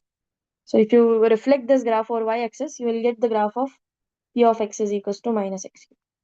Okay, so here you can see as x goes to infinity is going to minus infinity, going to a minus infinity, going to infinity. Okay, so that is, here we have minus sign. Okay, so this is the end behavior of any polynomial. Now combining all the results, we can actually draw a polynomial or draw a rough graph of polynomial. Or by given the graph, we can figure out some of the things of polynomials. These things we will do in the next session, because now I don't have capacity to speak. So we'll see in the next session, and we can also discuss whatever the leftover doubts are there. Okay. Okay, ma'am. Ma'am, can you upload? Can you give this whiteboard, this sheet? Yeah, I'll upload this PDF over the calendar also, or I'll provide you the link too. Thank you, ma'am. Okay, just Thank you, give me ma'am. 5 Ma'am, minutes. tomorrow. Hello, ma'am. Yeah. Hello. Hi, Ma'am, I revision think will be continued tomorrow, like a more afternoon session or evening session, ma'am. Night. It will be continued on 12th. 12th will be too late, na? Be too late, ma'am. Yeah, ma'am. Yes, 13 ma'am. pages Tomorrow are. you can take, no, ma'am, so that you can practice. Okay. Tomorrow I'll talk to sir. Tomorrow will be our second revision session from 4 to also, 6. That's what. um, Like afternoon session or Afternoon. like evening session, ma'am. Afternoon. Afternoon is better. Afternoon. Ma'am, hi, please make it the same time because I also want to join. Please make In it this time. afternoon, In at this afternoon, time. Ma'am, try to add after 4 p.m., ma'am. Yes, So ma'am. make it the same time, wait. please. Yeah, wait. Are you guys have any other session from 8 to 10? Any other subjects, English, stats, or No, anything? ma'am. CT? No. No, No ma'am. other subjects. Okay. Then No. I'll take from 8 to 10. Then, ma'am, tomorrow we will Okay, discuss ma'am. PYQs. Yeah, PYQs or whatever doubts you have, those things we can discuss. Ma'am, is We'll Also PYQ with this solve better some than topic. problems tomorrow, ma'am. Sorry, what? I think, ma'am, PYQ would be better. Yeah, ma'am. We Okay, can so solve whatever some doubts. Both, questions. ma'am. No, we can solve some PYQs. I also have some. Okay. So yeah. hi. Also, I think you mentioned in the first, like some of us didn't get the mock tests on our Yeah. course. So So just we're yeah, No. dropping it. okay, just give me your email ID. Yeah, I Okay, I'll think we're take the just screenshot. dropping it now. Thank you so much for today. Yeah, thank you guys for joining. See you tomorrow. Ma'am, are the mocks graded? Question and No. the normal Okay, question ma'am. be the Means, same? is there any extra marks or bonus like? Wait. Just speak one by one. Yeah. Yes, ma'am. Will the repeat course question paper and the normal qualified question paper be the same or different? Yeah, same. It will be different. Quiz 1, repeat question paper means you have already done qualified, you are reattempting it, right? Correct. I'm already a student of IT Metros. Yes. Okay. I'm repeating the course again. So Ha. will I have a different, because I'm finding the mock test and even the graded assignment questions are a little difficult. And I have 17 questions, 17, 18 questions in each. So will Yeah, it it will be be same. The question paper will be same. question paper will be the same for all qualifiers as well as for me, correct? Yeah, for all people, question paper will be same. Okay, got it. Thank you. Same means there are sets, so it will be similar. I understand. Difficulty will be the same, correct? Difficulty will be same. So Can there you are let actually us a lot know, of students. can you let us know how many questions we can expect in the qualifier? Yeah, so you can expect 14 to 16 questions. I can also give you the week-wise weight in tomorrow's session. Oh, yeah, ma'am. Okay, Okay, Thank thank you, you. ma'am. Please, Sir, ma'am. when will you take the note? Where what? When will you take class tomorrow? Yeah, tomorrow from 8 to 10, we have our second division session. Or you can say doubt session. So, you can also have TA session too, right? Is it too much to go from 2 sessions, 4 to 6 and then 8 to 10? Okay, ma'am. Yeah, Well, ma'am. it's There is all a right, TSS ma'am. and 4 to 6. So I won't Oh, cancel ma'am, it. it's So that fine. you We can take also have, you can also have TA session and then we can on our session too. Okay, ma'am. Ma'am, like, will we receive the mock test by tomorrow at least? Yeah, I'll speak to sir. Maybe by tomorrow they will re-upload it because there are so many people. So that means they haven't uploaded to a certain group. Yeah, ma'am. Only maths is missing. Mm-hmm. Yeah, I'll say Vishal sir to upload it. Max is missing. This other side.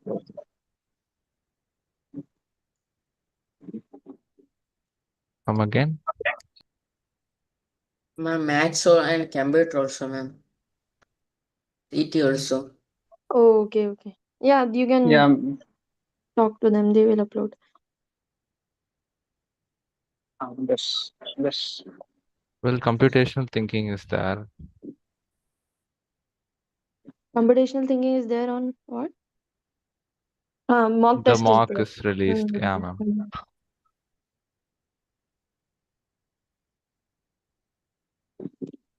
Just be there in the session. I'll share the just say notes. I'll also upload our calendar. You guys can take it now.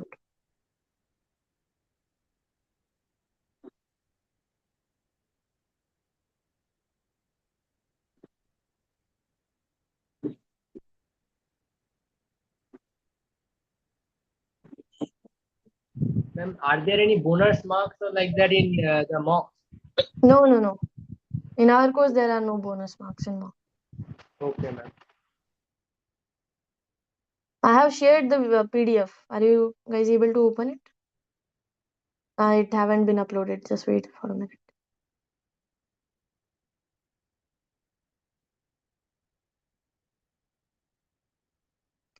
So tomorrow we have our next revision session. I'll just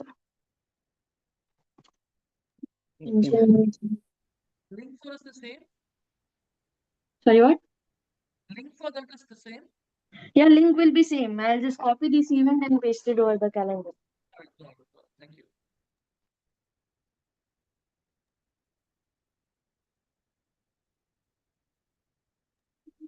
Yeah, ma'am. Got it. Okay. Where, ma'am? In the chat, I have pasted a PDF. It's gone to everyone, no? Oh. I'll also paste over the calendar, so don't worry if you want.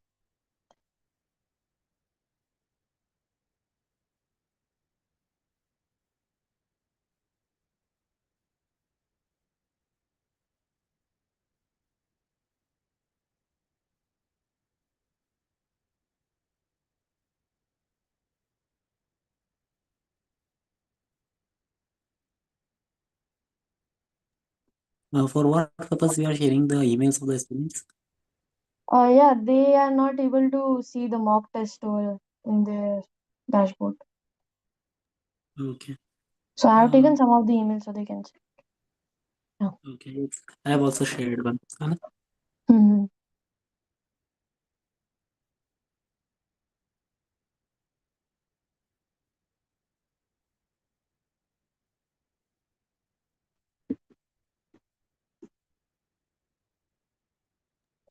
ma'am, mock will not be graded, na? No, it won't be great. Okay, ma'am. Do their result will be shown? Sorry, what? Do they will be evaluated or they are just for Yeah, practice? They will be evaluated. You will get the score after the deadline. Okay.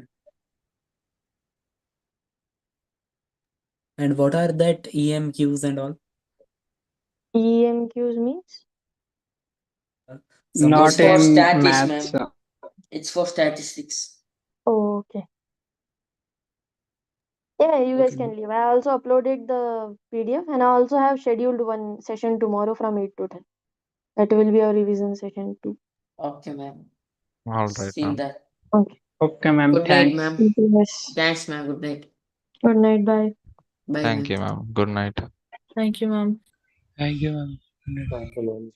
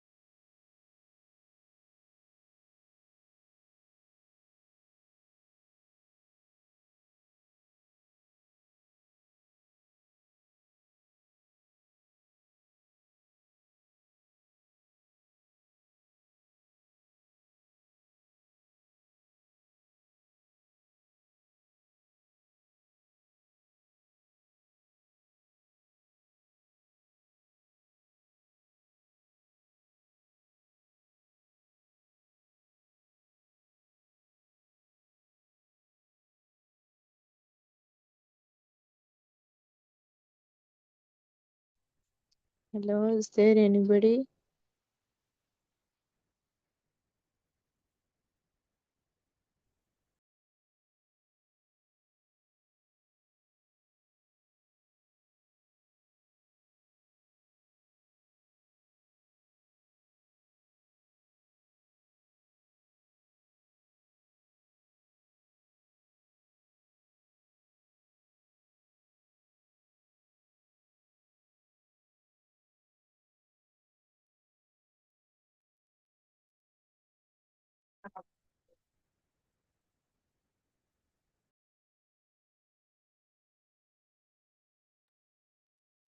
Hello, ma'am. Can you hear me? Is there anybody?